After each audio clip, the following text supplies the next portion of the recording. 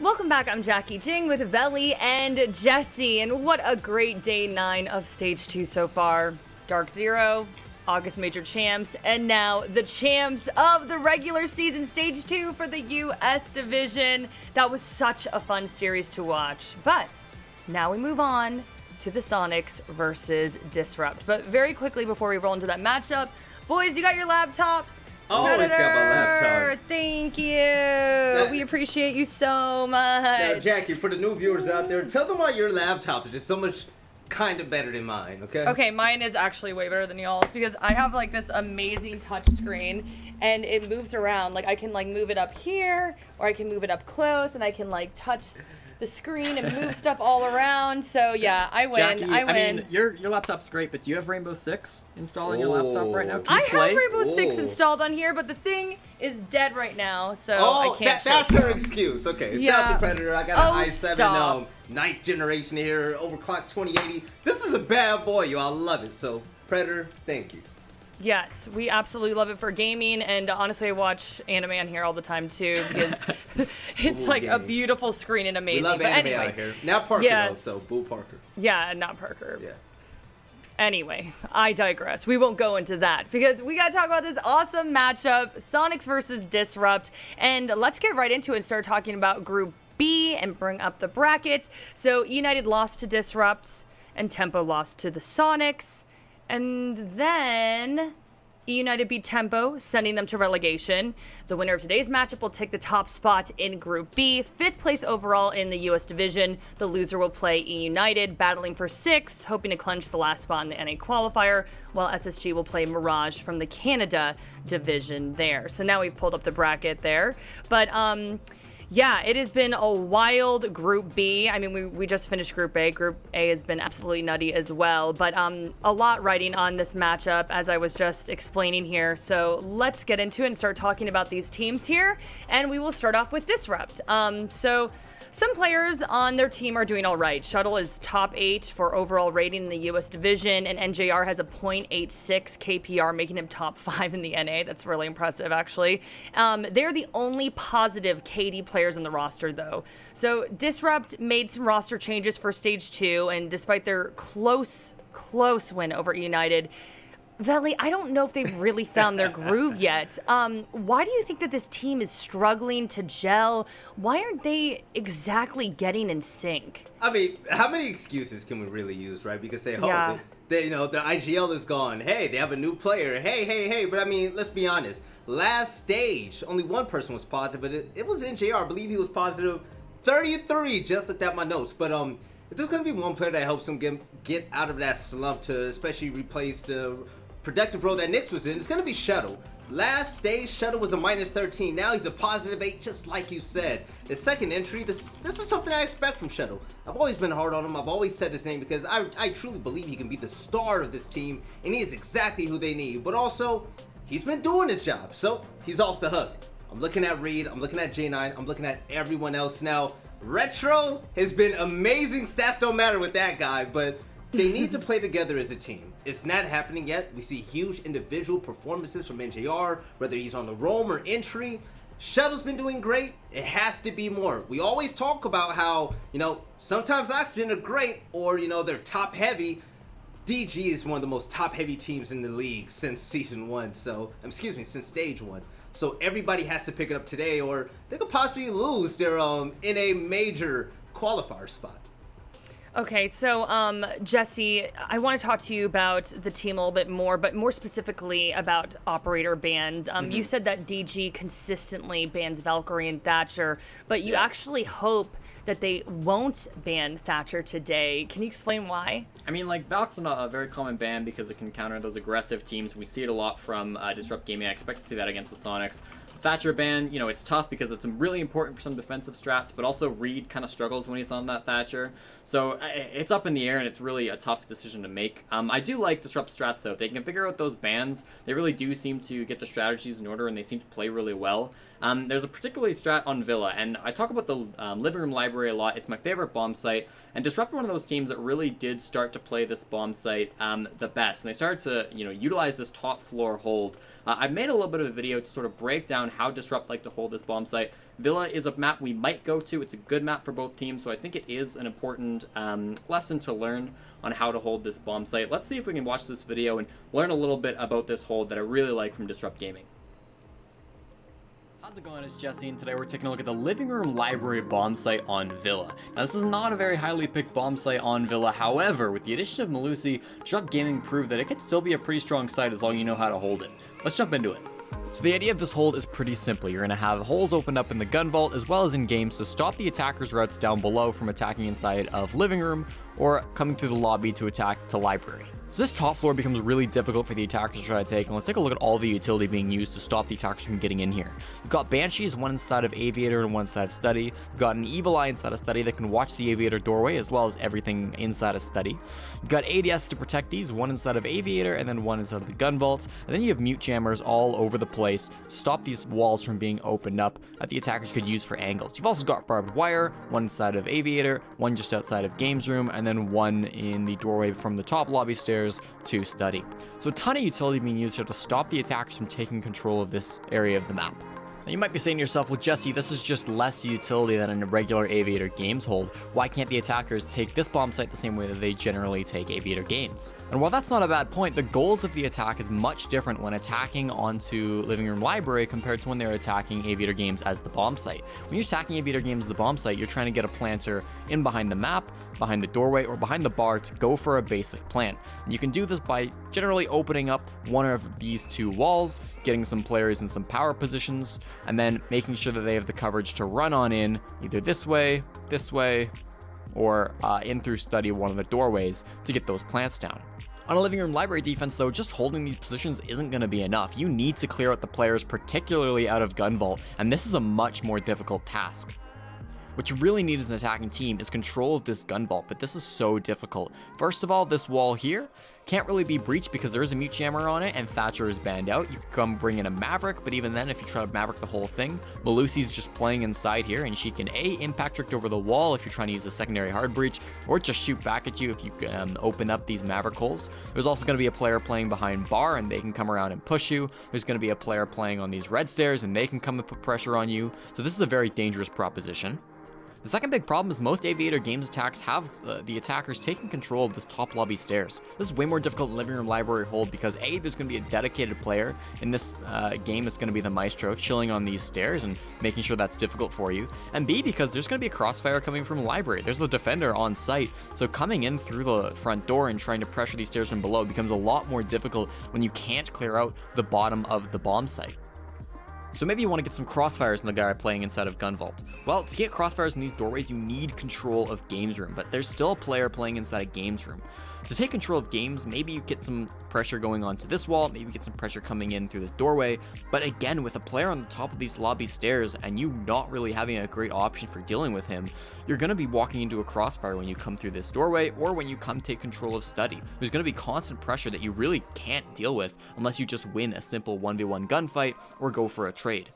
Without control of the games room, you're never going to get a crossfire on this doorway, and this doorway becomes very difficult to crossfire on. You could have one angle through the Study doorway, but then the second angle either has to come from games room or it has to come from opening this wall. And as we've already discussed, these walls can be very difficult to open up without the proper utility of the Thatcher.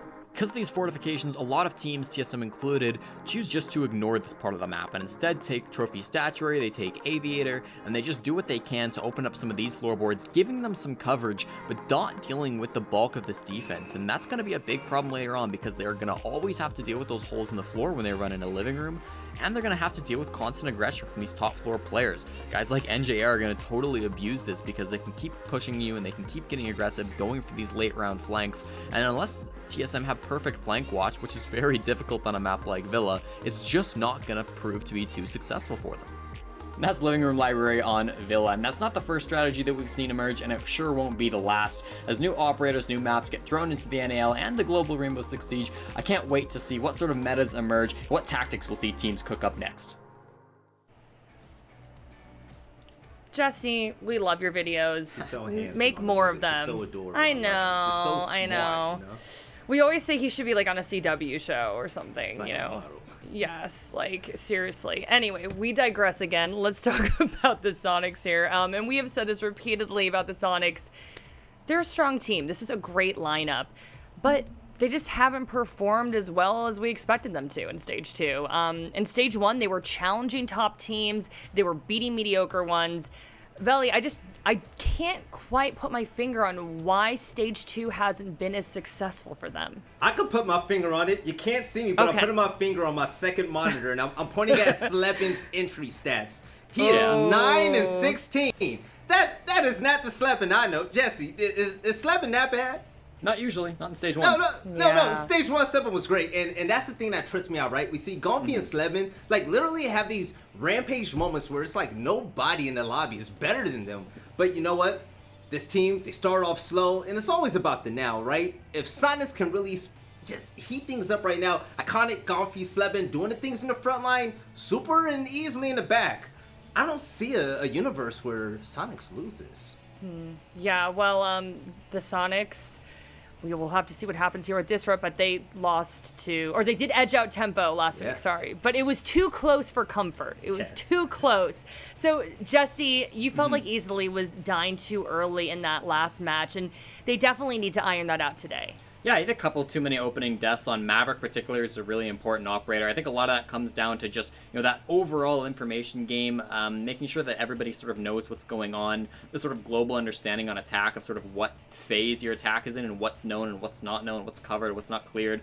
All that type of stuff has been something that a couple of different teams have talked to me about. Jobro just recently sort of brought it up and mentioned it to me. So, that's more of a team effort, but certainly on Easley's fault as well. Not being so isolated, not be overexposing yourself as much, I think would be nice to see from the Sonics. Shout All out right, to Joe, well, bro. I Shout out know, to Joe, we love Joe, bro. But gentlemen, actually, we are ready for the map selection process, so let's roll right into that, and let's bring up that information for y'all, and you can analyze the map vetoes. Here it is. All right, so Oregon first up. That's DG's only ever loss was a 7-8 against Space Station, so this is a strong map. I like that they picked it. Sonics, obviously, we just saw here. They had good attacks, but the fact they struggled against Ken's on tempo is a bit of a red flag, I'd say. Then we go to Cafe. Sonics picked this one. Everybody seems to ban this map against the Sonics. Sonics have looked good when they come here, not amazing, but certainly a strong map for them. Both of DG's games have been pretty poor on this map, so I'm a little surprised they didn't ban it first. And then we've got Villa. I talked about this one in the video, so I hope you're paying attention to that one. Again, I like a lot of stuff that Disrupt Gaming bring to this map, but it is the Sonics' best map. They won it they played it in every single game of the qualifier, and they won it every single time. So this is it's a pretty strong map pool for the Sonics, I gotta say. Okay. All right. Well, gentlemen, let's roll right into predictions then. And what are we thinking? Who is going to win this matchup? Veli, I'll put you in the hot seat first. They're not a top 4 team right now. They're a top 5 team to me. I'm going with Sonics. I don't see another team beating them in this group. Okay. Jesse? Yeah, Sonics look pretty poised to take first place in Group B. This map pool really does, I'd say, lean towards their favor, and I think they are the better team overall against Disrupt. Okay, so Veli and Jesse are both predicting Sonics. We'll get that graphic up for Jesse. Poor Jesse doesn't It's get his fine. laptop. There he goes, and then he gets his graphic. Just always a little bit later sometimes for Jesse. All right. So we are thinking Sonics for this one. We're about to roll into this matchup, but really quickly, we just want to remind all of you at home, if you don't already, please make sure you follow us on social media. We're going to bring up that information below us in a hot second. Also, please make sure you follow Veli and Jesse. They're hilarious. Veli, you're doing some giveaway. You said you're feeling generous. I've Talk been to us about checking, that. so if you didn't send it in now, like, you're cooked. Like, the winner's going to be chosen in like 10 minutes, so good luck. Okay, so Maybe like 20. go, just hurry, go do it really quickly. And don't forget to participate in our community poll question as well. So you have to go follow us to go get to that question. So go do that. And I think we're ready. So we got our casters, Blue and Stokes. Super excited about that. We have a quick break though, so don't go anywhere. Then we get to all the action. Yay! Disrupt versus the Sonics. We'll be right back.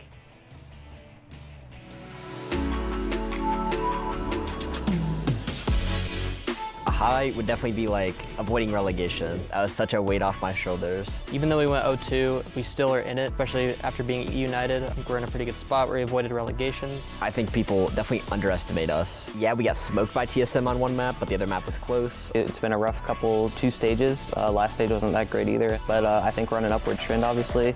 Right now, our key focus points is our defenses. I think our attacks are super strong in scrims and even in the matches. Our attacks have always been really good. We need to make more plays on defense, especially late round. My focus points are to consistently frag. I think right now that's probably my personal biggest weakness. Being more consistent as an individual and, obviously helping my team win games that way. I think I was way too aggressive in the first phase, and I think I dialed down on that a bit. I do think that we can come back in our remaining matches. I think that we can definitely pull a couple more dubs out. I mean, obviously we expect ourselves to qualify, so I'm hoping that we can get 2-0 this phase. That'll put us in 5th place. That'll put us in a really good spot going into the major qualifiers, and I mean, obviously we expect ourselves to win. You can expect us to be grinding super hard. We're the type of team that likes to grind with our head down. A lot of teams like to shit on us. We don't really respond to it, and we plan to show up just by playing our game and winning. Look out.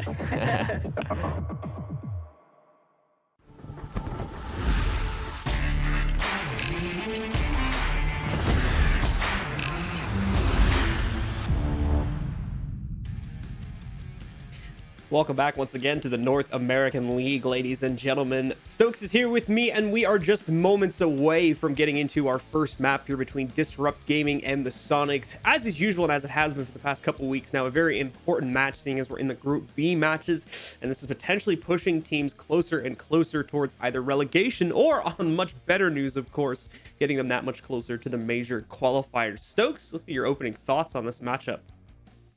Oh, this matchup's going to be very, very interesting. Both of these teams have been in a slump this stage in comparison to their stage 1 results. Obviously, some reconstruction going on for Disrupt with some new bodies in there, but the Sonics in just kind of a weird spot right now. We talked about it on the analyst desk, but I'm sure that we'll get into it later on. I'm just extremely excited to see these two clash because of these two slumps. It's the battle of who can get out first. Absolutely the case. And as usual, we have our community poll question, folks. Feel free to go head over to our social media account at R6esportsNA on Twitter and submit your vote. We'll have the results a little bit later on during an analysis desk segment. We want to know which rookie is going to end up taking their team to the qualifier, which one will have the better performance in this matchup. Do you think it's going to be NJR or Iconic? Go ahead and let us know on Twitter, and we'll, like I said, have the results a little bit later on. Stokes, which one do you think has been trending upwards in the past few weeks and is going to ultimately show up better here today? Any idea? I think this is going to be one of our hardest questions that we've had on the social media account in a while, honestly, because both of these players have been quite equal in what they've been able to produce so far inside of stage 2. Personally speaking, though, I'm going to favor NGR just a little bit. I feel like his playmaking is just constantly there. I feel like he's constantly on, even when the rest of the team is not. I would agree with that as well.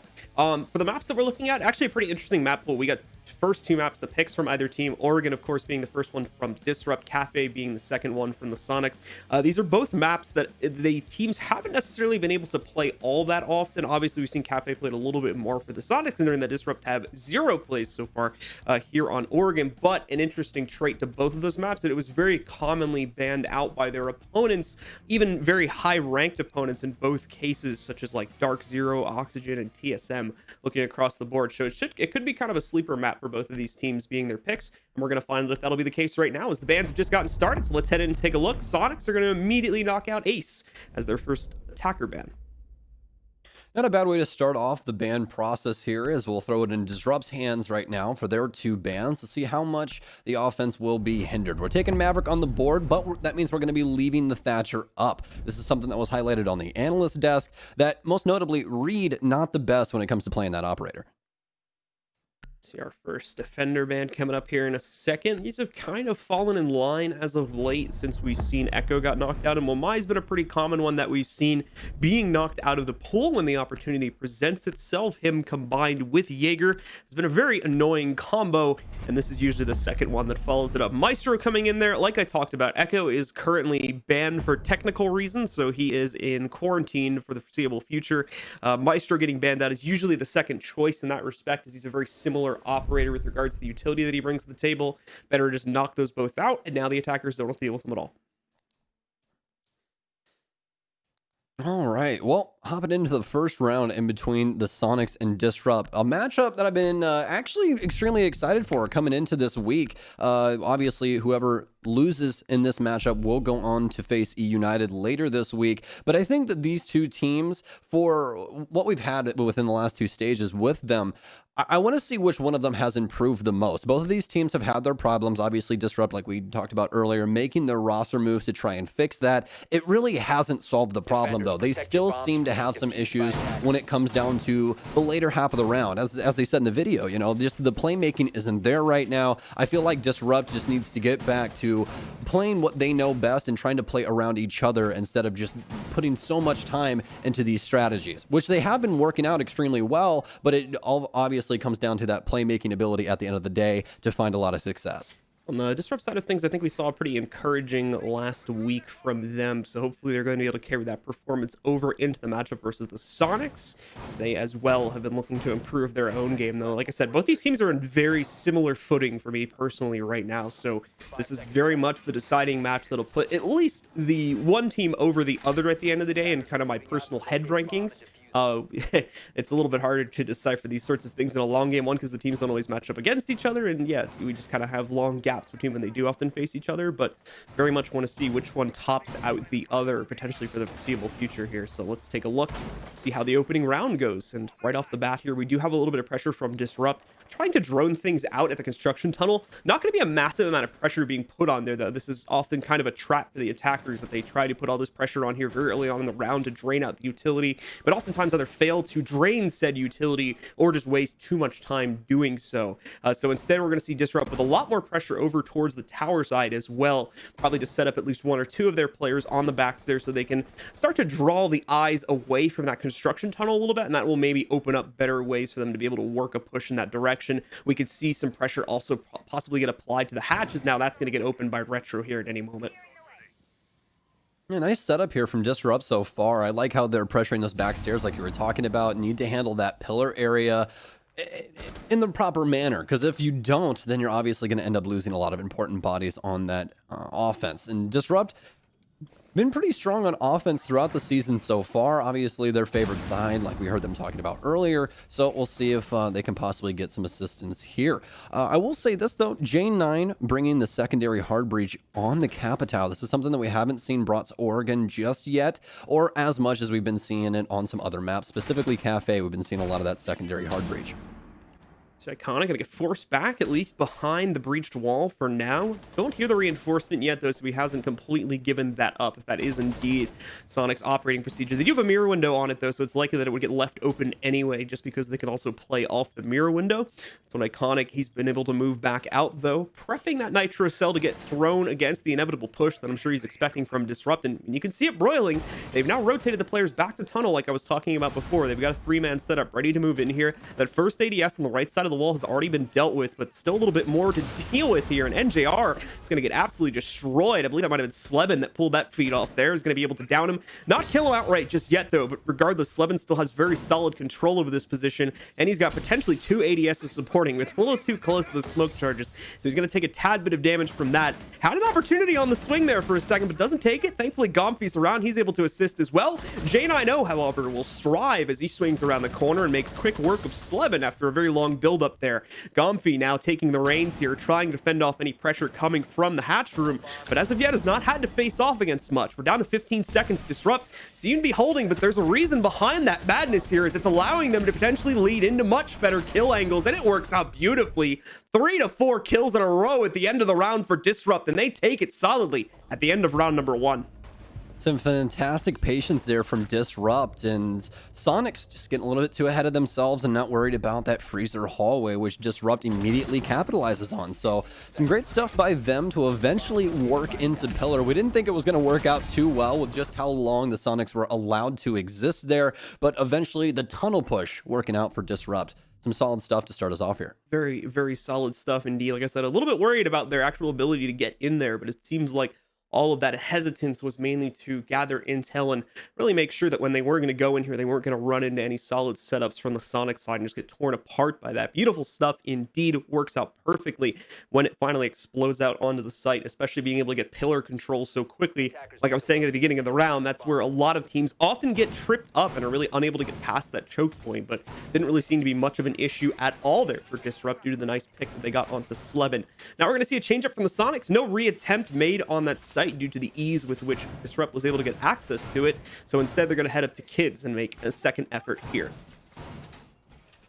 Well, some interesting stuff brought by the defense here. Iconic and Super bringing out the Warden as well as the Frost. Frost, an operator that we don't see have too much limelight inside of the pro play and pro scene in general, but we are going to have some pretty nifty areas to set these down. It seems like they're mostly focused about double window, as well as any attic pressure just to try and catch them off guard if Disrupt wants to go for something a little too aggressive early on, and more than likely end up with their leg caught. So nice little setup here from Super. Pretty cheeky stuff to start us off on round 2. Now, I need to see if that was 6 pick. I was checking some stats It was on an indeed. alt tab, but more than likely, regardless of the 6 pick, thank you by the way, it's going to get discovered pretty quickly. This is indeed a Frost, so it's very unlikely to like catch anyone off guard here, especially once they actually spot the Frost with one of their drones. It's more than anything just going to mean that Disrupt has to kind of double check things before they make any moves, simply because you're going to have those traps below windows, as we saw right at the top of the main stairs and stuff like that. And if you're not checking for it, well, that's just a free loss player, and at this level, it's kind of unacceptable. So you need to make sure the Disrupt are on top of that, because if not, Sonics are definitely going to get away with this 6 pick and probably find quite a bit of assistance from it, considering where they've been placed, as they're in pretty crucial positions. I think that's a really good point to bring up, though, John, that it's mostly leaning on Disrupt having an error inside of their drone game. Yeah. And Disrupt so far has actually been very patient if we're going to base it off of that first round. Obviously, there's a long road ahead of us here inside of this series, but I don't think Disrupt is exactly just going to go full bore, try and hop in the window and get caught in a bear trap. We'll have to see how it goes. They are droning out the area. We saw a drone right outside the double window, but still good patience from Sonics as well as Disrupt so far, just making sure to dot their T's, or excuse me, dot their I's and cross those T's. CJ90 looking for an entry opportunity here at the big window. Nothing revealing itself just yet, as Sonics are playing that specific angle in a very passive fashion. That overall playstyle does tend to align pretty well with what they're doing across the rest of the map as well. We do have 1 to 2 players extended a bit more, and Super is playing this setup on top of the bed that we've seen more and more teams start to use over the past few weeks. We saw Dark Zero use it to pretty good efficiency. I believe we were seeing Tempo try to use it quite a bit as well last week, and now Sonics are picking it up as well. Probably not for the first time either. It's the first time I've picked up on it personally. Sleben is on a pretty long roam game right now. He's got himself all the way out to Small Tower. Disrupt are aware of his presence due to the drone he just destroyed. Now NJR has got the right idea about where he's at, and he's going to be able to take him down, although suffering some pretty heavy damage from it. Nonetheless, the job is done though, and Disrupt get themselves off to a good start, possibly able to push it a little bit further here as well, putting some more damage onto him easily there, as he's going to go down to about 25 HP.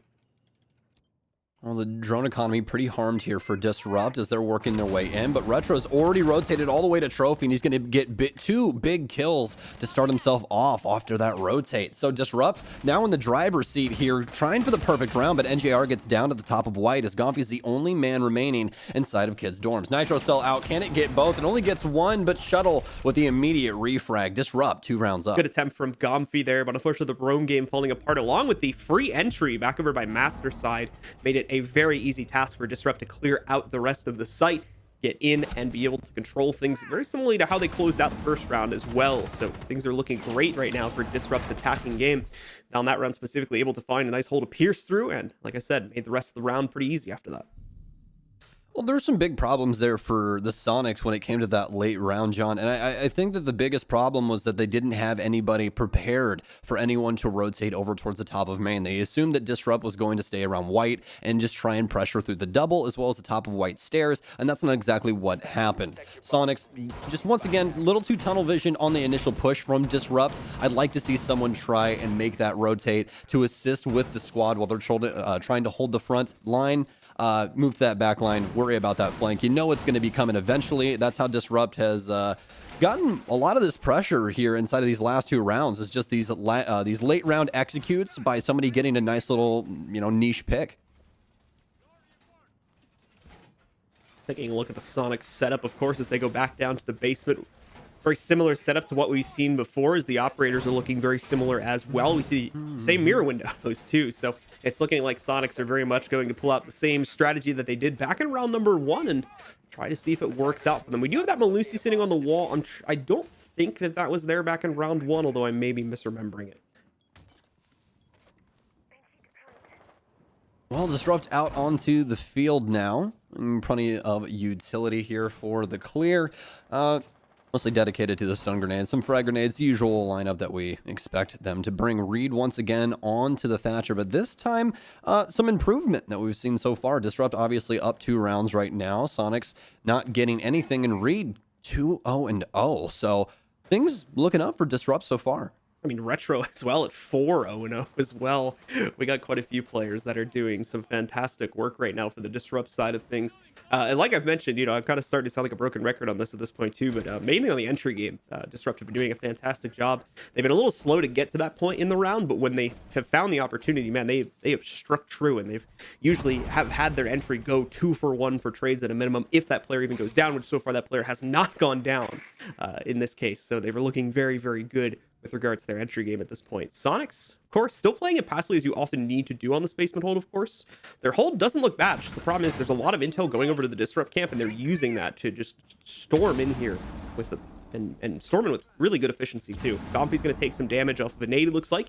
Will get brought down to right over 50 HP as a result of that. He loses his shield too, which is going to make playing here behind the pillar especially more awkward because of the softball that's already been partially destructed, and the fact that he also has to watch out for pillar pressure. Slevin, though, will hold strong, taking out the first target yet again here in the basement hold. Well, it's a nice pickup here for Slevin, taking down NJR, taking away a lot of that soft destruction. The grenades have already been used from Shuttle as well, so this Goyo shield is just going to exist on the door here for quite some time. No real chance to try and get rid of it unless we want to try and bolt the man from behind it and apply some pressure. We've seen Disrupt have these late round executes throughout this entire map so far, so this probably not going to be stranger to the situation that we've been seeing them present throughout this.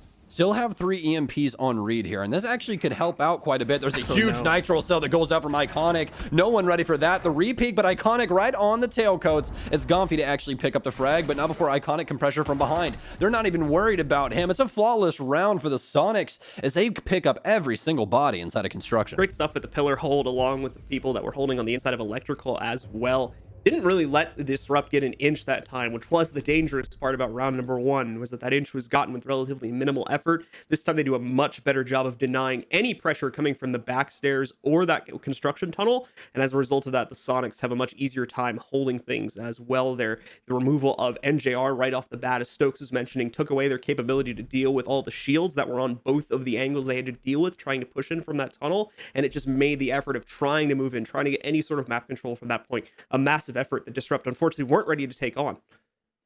Yeah, just kind of a botched utility usage there by Disrupt, just because they used those grenades so early on Shuttle. I don't know exactly what he was using those for. We didn't see really any utility burn happen from Disrupt. I mean, we still had pillar control by the Sonics. We still had, you know, construction door. There's a lot of things there for the Sonics that were very, very positive. Most importantly, the crosses that they were able to hold on the construction double door. That was really the nail in the coffin up against Disrupt. So for Disrupt, it just goes back to the basics, you know, get that utility where it's supposed to be, you know, and try and bide your time and account for where you want to use these things. Having NJR die so early on and then not having Shuttle have his frag grenades anymore was the biggest problem for Disrupt that they could have faced. You have to continually try and peek Sonics members as they have those shields, and that's never going to be a good time. All right, well, let's see if Sonics can continue to round around this comeback here. They're going to try their second attempt up on the second floor now. This is where Disrupt, like I said, was able to find kind of a free entry by moving in through top stairs, because Sonics was a bit tunnel visioned on their setup. They didn't necessarily have someone ready to watch that, or at least not at that point in the round. They weren't checking it, so they were able to swing in relatively easily, and the defense kind of collapsed in on itself from that point forward, despite some valiant attempts by the remaining players of the Sonics.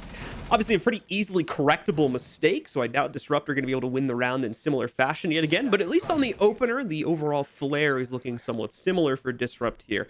The diffuser is going to get dropped right at big window, which means we can expect some pretty immediate pressure to come from the roster in that direction. Other players are stacking themselves. You can see Reed right now, of course, just outside of Big Tower, but Slevin is here as well to potentially counteract the pressure from Reed should you decide to go in. Other players still working their way in from the small tower area, as you can see from NJR and Shuttle. So Disrupt are kind of keeping their options open, but it does look like pressure from the west is going to be a mainstay for this round for them.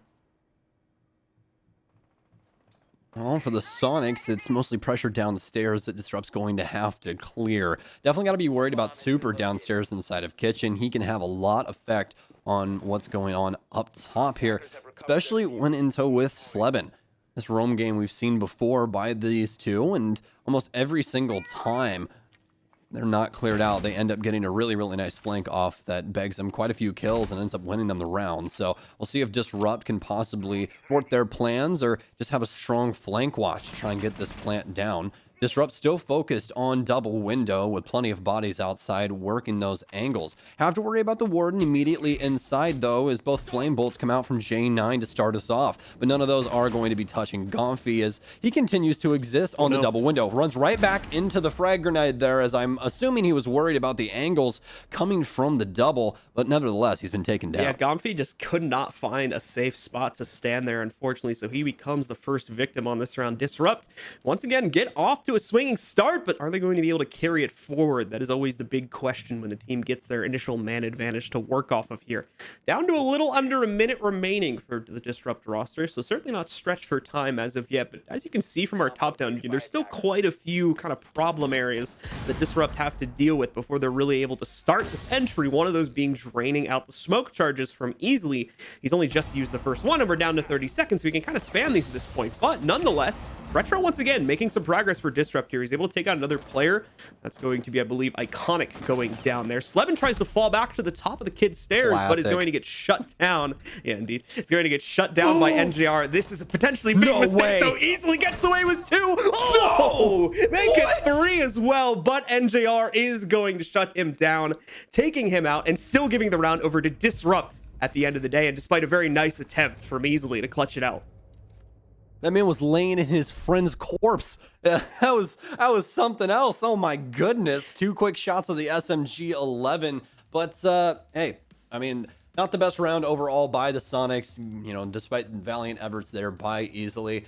Just some really, really nice pickups from Disrupt once again. This late round execution really working out for them, John. And I think that the thing for me is it's really leaning on that information game. We see them continually get up to the point where they could execute super early if they wanted to, right? But they get the diffuser set up, get their windows open, and then start working the map with that intel to know how they want to go about it. They know that it's not going to be the same every time. Sonics wants to try and adjust their plans, so they need to adjust their plans too. And they've just done a better job throughout this series so far of being on top of it. And this is as well, despite the fact that, from what I can tell, Sonics have been doing a pretty good job of taking out the drones and trying to eliminate them. It doesn't really seem to matter that the drone economy at the end round state does not look that great for Disrupt, because it seems at that point they seem to have all the intel anyway, and the folks on Sonics are either not changing their setups or just unable to change their setups for whatever reason to counteract that information. So it's made for kind of a tough game, it seems, for the Sonics to have to play around, because the info is being gathered so quickly, and if it's not being gathered so quickly, it's being gathered so efficiently that their denial of the drones doesn't really seem to matter. So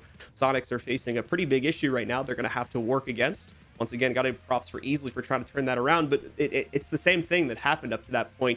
Every other position that his team was holding on the site seemed to have been collapsed, so it would all come down to him to hold that. And although he gets away with a very nice knife, of course, due to him going missed in the corner, hiding in the corpse of his body. Commiserations, the player fell for that, by the way. I had that happen to me in ranked the other day. But either way, yeah, it just didn't end up mattering ultimately at the end of the day, because the rest of his teammates fell down. Yeah, taken out by the Gilly and the Miss. Happens to everybody every once in a while. But for the Sonics, so far throughout this series, John, or so far through Oregon, they've been able to innovate. They've tried some new things. We've seen them 6-pick off of stuff, try and bring some fresh new ideas. They just really haven't been working out for this team. What do you think has really been going on for them? For the Sonics or for Disrupt? For the Sonics. For the Sonics, it's like I said before. I think it's either an unwillingness or an inability. It's always hard to tell on these things, right? Because it's hard to get a great idea for what's going on, especially in the team comp side of things. Because we're not pro players, so we don't necessarily know what's going on in the moment to moment. Nobody pull up my rank stats. Yeah, Right. no, definitely don't pull up mine. But I think it's either an inability or an unwillingness to change up the positions after intel is being gained by the attackers. Because it seems like when we are seeing solid executes from Disrupt, which has happened 3 out of 4 of the rounds now, it's happening very quickly. Like, players seem to know exactly where the defenders are. They're not wasting much time hunting targets. There's maybe 1 or 2 times where I've seen a player hesitate, wait for intel, and then go in. And even when they do go in, they know exactly where to aim. They know exactly where people are positioned. So I think Sonics needs to try to find a way to shake that up when it comes down to the gunfights. Okay, I see where you're coming from. I think that the thing for me with the Sonics right now is that they really want to fight inside of the mid game, but when they get to the late game of the round, that's where Disrupt has just ran the entire map. I was trying to say rain absolute terror, but you know what I mean. Anyways, either way, the Sonics inside of that mid game continually want to try and have those fights, and we've seen them do that throughout most of Stage 2 with these roam games, with especially on Oregon, Super and Slevin coming in for those and making impact inside of the late round on their rotations. Either that or they try and clear them and they're able to make impact inside of that mid game. Right now, there is no mid-game impact for the Sonics, and it seems to be hindering their progress a lot inside of these rounds. When they get those mid-game picks a lot, they actually end up converting those rounds pretty often, I see. So, I mean, when it comes to these late rounds, maybe it's that the Sonics just need to, possibly put some brakes on the situation, try and play out the round down to those last 20 seconds and just hold tight until Disrupt makes that move, because it seems like the Sonics are moving around quite a bit before Disrupt has even really put the game plan together. Yeah, no, I would agree with that as well. I think I'd be really curious to see how Sonic's defense on a first floor site is going to look here. I'm hoping we get an opportunity to see that here. Although it's probably likely that we'll see a repeat up on the second floor again, with the round coming up after we rehost here, just because they were so close on that one. But if we do see them go to a first floor site, I think that's going to be a really good tell as to what their roam game looks like. Because unfortunately, the one time I've been able to get a good look at the roam game, it got shut down pretty quickly, as I think you were just talking about there. So hopefully the first floor site's going to be a much better demonstration of that, because it's much more influential on the overall round outcome. And if it's failing there, it's going to look much more obvious and potentially be much more of a reason as to why Sonic's not necessarily able to pick up any sort of impact in the early round and even the mid round game as well. We're going live once again though, folks. It looks like we do have everybody back in the server, so let's head back in game and take a look, as we do have that repeat of the second floor coming up yet again here for the Sonics. Do indeed. Very nice call there, my friend. So Sonics not shifting too many things up. Super coming back with the Malusi, still going to have Slevin on the Vigil. Well, we are going to have a 6-pick come in from Easily. Last time we saw him on the SMG-11. I believe he was on the Smoke, not the Mute. This time around, though, he'll be over onto the Goyo. So bringing some more shield play in here. And that honestly could help them out quite a bit inside of that utility dump department. I mean, we've seen Disrupt have these really, really nice executes. Bringing Goyo and adding a couple more shields to the defensive lineup is just going to give them more areas and lines of sight to work with, to where they can be more aggressive once Disrupt goes for that execute on site. I think it's another good way to look at the whole delay situation too, because I'm imagining that's part of what the Frost was trying to do a couple rounds back, was hopefully trying to just kind of slow down the overall attack from Disrupt, make them have second thoughts before attempting something, and maybe they give away a tell before they do that. The Sonic can move on that. The Goyo is going to kind of do that same thing, but in a much more obvious fashion than that. You'll get a nice big explosion queue before the players are actually able to move in there. So it's going to be interesting to see how this is set up, because it can kind of work against you a little bit. The site can be a little bit claustrophobic for the defenders if their shields aren't set up properly, but with the way that Sonics have been playing it, I don't imagine that's going to be a massive issue. Attackers have dropped the bomb diffuser. This has just been so interesting to watch so far between these two. Noticing some trends throughout Oregon inside of Stage 2. To start us off, a lot of teams favored the big tower clear into the master take in order to get those walls, as well as control attic and go for the games plan. We've seen every single team inside of the NAL do that, but now a lot of teams favoring this small tower take. It's actually been really, really potent. A lot of teams not able to deal with it on defense. It's been mostly leaning on what you're able to produce downstairs, specifically where we see Super and Slevin holding down, as well as the dorms area upstairs. So if you're able to hold on to those two areas for an extended period of time, you more than likely have a very nice shot at winning out this round. The Sonics have also adjusted a couple of other things here. We see Gomfi has been moved over into games with some holes to play for those toxic smokes towards the double window. So obviously still a lot of time on the board for Disrupt to really make any adjustments needed. Let's see how they try and work this. A little under half the round being played out here. We should be kind of used to seeing a whole lot of not actually having action at this point here, considering we're on round number 5. taking a look at things so far. Disrupt, once again, you can, I mean, just as we scroll around the players, right, you can see like 2 to 3 of them on drones trying to gather intel. This is exactly the same game plan Disrupt's been working with up until this point, and it's been going quite well for them. You can see Gomfi here waiting to see if he's going to get any action either through the game room window or, of course, coming up those back stairs there. Shuttle's got his nade primed and ready to go, but this time not going to land truly, as there is not a player holding in that position on this round as there has been in the past. They were able to get a free kill last round as a result of that, and unfortunately Gomfi's inability to get out of there without killing himself in the process, so had to kind of take the L on that fight. Right now, those Sonics holding on pretty well, continuing to kind of waste down the time and try to delay Disrupt to the best of their own capabilities. Although we can see that walk-in starting to get opened a bit, that means that we're more than likely getting closer and closer to Disrupt's point where they're going to feel comfortable to execute here. Yeah, this is where the Sonics need to bend and not break, continually running into these problems on these late round executes. Disrupt has everything open and are ready to try and apply pressure where it's needed, but it seems that the Sonics have already adjusted for this. Super still maintaining presence downstairs, which seems to be NJR's main game plan. Clear this out, make sure his team can survive and get this plant down. Can't possibly have anybody be Nitro Celled. He kills one, or actually ends up downing one on the top of White Stairs, but it's immediately refragged by Super. So Slevin no longer existing, but also Super not worried about somebody else coming downstairs and gets taken down himself. It's Disrupt all over the board once again as they just walk right in, take the site, kill everyone, and walk away with round 5. And once again, I'm very impressed with the actual take there from Disrupt. Based on the round up until that point, it does not look like things are going to go well for them. You have Super with a good position underneath the big window to deny their usual plant position that they had been going for on past attacks to that site. And then a pretty solid setup within the site itself. It may look like they were just going to be able to trade to win after they denied the initial plant, but it's kind of the opposite that happens because I believe it was Shuttle that inserts himself into the fight and is able to take out Super before he can make any of that impact. That just opens the floodgates for the rest of the team, and that, along with the great work that they were doing through those half breaches at the walk-in, made it very easy for them to take gunfights and win them, and then obviously get map control through that avenue and eventually take control. Great stuff from Disrupt here. They're looking very strong on Oregon attack.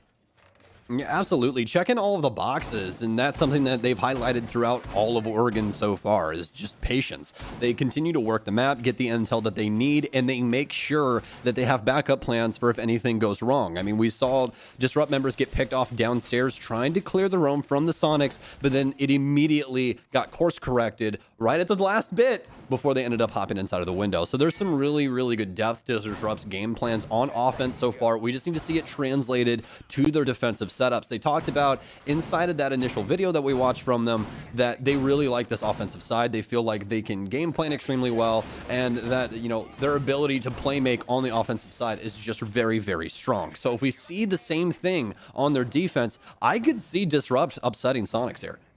All right, guys. So keep in mind as well, this is that bit of a sleeper map here for the Disrupt roster. According to CGG, they have 0 plays on this map in the past, but it has been banned by opponents against OXG, TSM, and Tempo Storm. So a lot of teams choosing not to go up against Disrupt on this map, and I mean, we can kind of see why based on the first 5 rounds that we have played out here so far on map number 1.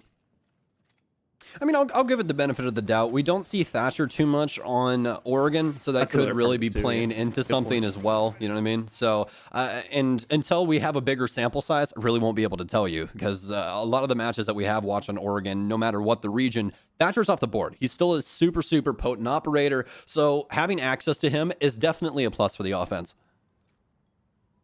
Guys, well, a very quiet few opening seconds here of the round, as you can see. Once again, Disrupt very much favoring the intel game, as I think most, if not every single member of their team is on drones right now. You've got J90, I think, being the one rare exception to that, as he's going to move in here. He's got the can opener. He's going to quickly try to open up the hatch above electrical.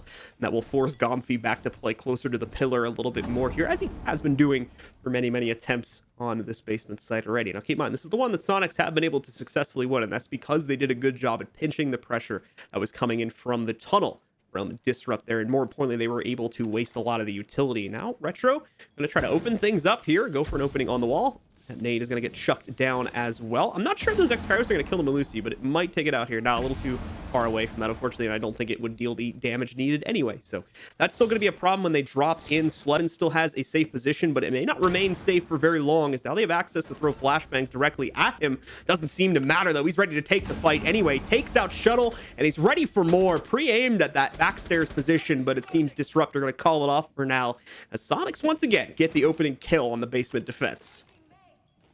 Very strong start for them leading into the last minute here. Stun grenade still for NJR as he burns out the shield. Still have a Nitro Cell in Iconic's hands, though, that he could use at any moment in time. Nitro Cell out. Doesn't get any kills. It does. J9 now down. 3 versus 5 as Disrupt has to try and force themselves onto the site. But there's still so much utility to worry about from the Sonic side that I don't know if this is even doable. Breaching round through just to make sure that there's no other utility. Get rid of the shield, but that's going to delay even longer now. The Sonics already set up with their crosses, so Disrupt have a lot of gunfights to try and win this round. If they don't end up winning this, it's going to be 4-2, but here we go, folks, into the pillar area, but taken down immediately. Almost able to get the kill as Slevin tries to kill his teammate, but doesn't even matter. Sonics all over the board, apparently not wanting to give Disrupt any more frags than needed. Bit of a mad scramble there at the end of the round, but indeed, Sonics with some very solid control over the basement site. Unfortunately, that's the only site that they're going to be able to get control over, as the half is now over. Sonics have only been able to put up 2 rounds. It's enough, however, to run themselves a comeback if they can start off this second half in strong fashion. So let's see what they can offer us on attack, and if they can start to turn this scoreline around. Other than that, Disrupt come off with a very, very strong 4-2 lead off of their own attacking half. This is going to be really, really telling of the impact that Thatcher's having on the offense, is how long Sonics can possibly run this back on the offensive side. So for the defense, we're seeing more of the same from Disrupt that we saw from the Sonics, mostly, dedicated to that shield play. Some Mira in there for just a spark of action. Those Miras have actually been quite influential over these basement rounds so far. We've seen quite a few teams start bringing Mira a little bit more, some more game plans going around her, just because the defensive bans have opened up so much recently. It's nice to have, some black mirrors get thrown down every once in a while. And we're going to continue that trend, of course, onto round number 7 here, as J9O is going to immediately pick that up. We'll repeat with another basement round. Of course, it's now been unlocked since we're in the second half, and the teams on each side have flipped. The operator setup is looking very, very similar to what we saw from the Sonics, with the most notable change-up being that we are going to see a Valkyrie in play from Reed instead of the Melusi that was being used by the Sonics roster for the majority of their defenses on this site. Other than that, though, thematically, it's going to be pretty much the same thing that we saw from the Sonics. A lot of emphasis on electrical and pillar, along with, of course, just denying the tunnel outright from those 2 positions and trying to delay that push for as long as possible. Okay, well, let's see how the Sonics fare on the offense now, as they've been let out the gates for the very first time. Defensive setup is looking more of the same as we were talking about. That's mostly been the meta run, honestly, here so far. I think it's a little different on the freezer wall, because I think they put one of the mirrors on the freezer wall, if I'm looking at it right. Yeah, so they are going to do that. Yeah, they did. But other teams have done this too, so this isn't like too far out of the realm of possibility. Sonics will see this and be able to adjust their play pretty easily for this. Yeah, kind of a pick your poison type of thing. You either put it inside of the closet or you throw it down on freezer. Either one is efficient enough. I mean, with the freezer angle, you're able to help out NJR, especially if he hops up on boost box. If anybody tries to pressure down the staircase, you're able to assist with that. There's a lot of positives either way you slice it. So Sonics now, though, minute off the board, working through the map, already have the drone set up, and are now onto the hard destruction part of their offensive set. So got the hatches open. Let's see if they try and adjust anything later on here. We still have a lot of work still to be done before it's time for execute. A lot of work to be done indeed. Most of Sonic's still sitting upstairs. J9, I was wondering where that second mirror window was. We didn't get to take a look at the electrical closet, so I was thinking maybe it had gone down there, but it looks like it's a pocket mirror, in fact, waiting to see exactly where Sonics would attack. And I don't know if this is necessarily the right position for it, but we'll see, obviously, later on in the round if it'll hold true, due to the fact that a lot of the presence from the Sonics is looking like it's building up more towards that standard backstairs push that we were seeing a lot from Disrupt as well. But at the same time, minute and 15 left. We've got a good amount of delay capability still for the Sonics, or at least until that happened, we did. Retro gets absolutely destroyed by a grenade, and there go the other 2 smoke charges, and a lot of that delay potential as well. Not going to leave Disrupt in a great spot there, because Sonics do kind of have the right to initiate now if they want to push for it this early.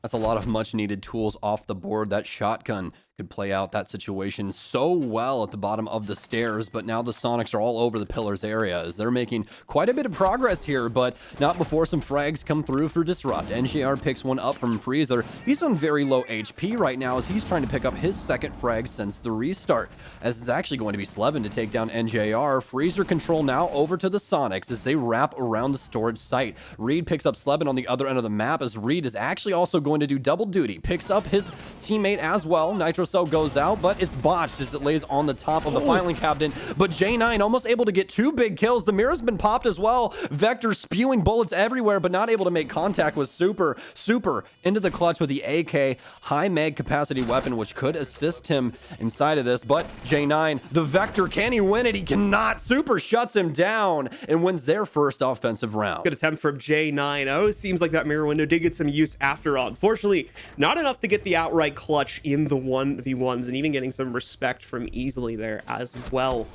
Either way, though, it's going to be a win for the Sonics. A very nice clutch by Super to play that out. Trying to run the timer out, of course, but ultimately getting the winning angle to close down the 1v1. Now, you're going to see that scoreline, like I said, get very, very close once again, as it was only a 2-round deficit. And with Sonics winning round number 1, it goes down to just that single round. For Disrupt, no reattempt is going to be made on the basement. Much like the Sonics, they are going to rotate right back up to the second floor to see if they'll have better luck defending there. We'll have to see how it goes. We're going to have a 6 pick come out for the Kaid. Getting rid of that pulse for the defense. And yeah, that last round, not the greatest showing there for Disrupt. They got the round into the later half there, obviously into the late round, past that 1 minute, but that's not really what the problem was. The biggest issue for Disrupt was their utility usage when it came down to it. They botched a lot of utility that could have saved their round potential, but almost every single time we ended up seeing one of those pieces used, it was either botched or that person ended up dying while trying to use it. So I would have liked Disrupt to play that just a touch slower, especially with their smoke play over towards Pillar, just a touch too aggressive with so much time left on the board. And those smoke pieces of utility are so very important to the overall outcome of the round for the defense, especially on that basement site. All right, guys, well, we've got the Sonics spawned out once again. Let's take a look at their strat. We are going to see Retro get a nice little Evil Eye camera there, although, did it just get destroyed? Where is it? I think the barrel broke, and I think that destroyed it. I could be wrong, but... Yeah, okay, so I'm not gonna lie to you. Looked away at my notes for just a second, but if the barrel broke and it was on it, then it probably broke. Because if you break anything, look at it, look at it. It's in the barrel. Can't see anything though. Be the barrel. I mean, audio cue. Yeah, you know? I guess, right? I guess. Yeah. Hey, listen, it's not my camera. I don't know, man. Well, maybe someone will run over it, clear out the debris. You know? Maybe I hope it's for audio cue, because otherwise someone's pissed. That's all I know. Moving a little bit deeper into the round, of course, we do see the Sonics putting some presence. Very similar to, again, what we saw from Disrupt on their opener. There's going to be a lot of people moving in from the west or small tower side of the map. And we are going to see, I think, a couple bits of pressure being put onto other points, but the main bulk of it, as you can see here, especially from Iconic's POV, is going to be pushing in that kitchen small tower side, eventually trying to get control over the kids' stairs, and of course, access from the big window on the roof as well will be the second entry point here. Well, Disrupt. Just waiting right now. You actually can see through that, it looks like. That might be client side. Yeah, it's definitely client-side debris. That's unfortunate for all of us because we're not going to see what he sees, but we'll definitely see the Z ping. And if that camera has any effect outside, then someone will probably die or something crazy will happen. But for right now, Sonic's really dedicated to this double window push. They already have all of their utility set up downstairs. This might be a much quicker execute than we've seen Disrupt try and go for on their side once they were on the offense. So Sonic's right now, still plenty of time on the board to try and work this out, but lots of their utility already dedicated to the flank as well as trying to keep control of downstairs. Down to the last minute of the round here. Quite a bit of utility being used, of course, but attackers still have plenty to work with, especially Easily, of course, as this is on a cooldown. He's got free drone capability for the rest of the round. Retro's going to be able to strike first here, however, taking down Iconic, who was right in the front of the pack. So that's going to say bye-bye to the Zofia. No more stun grenades to come from her. Another trade, however, is going to be found by the Sonics as Super once again steps up to the plate here, but Shuttle also comes in to shut out easily before he can have any more impact. Gomfi leaps into the fight here. He's going to be trying to make some impact of his own. It looks like he does get that kill onto Retro, but he's also going to get taken down by Shuttle. Disruptor very much holding their own. Super gets denied as he tries to push forward after getting the plant down onto the ground as well. All down onto Slevin now. He does have a good post-play position to work off of, though. Beautiful little shot there onto J9O to take him down. The flash is going to whiff a bit, which gives NJR the capability he needs to swing back out, take down Slevin, and of course give Disrupt the time they need to counter defuse. That's another round for Disrupt, and they're going to inch closer and closer to victory off that.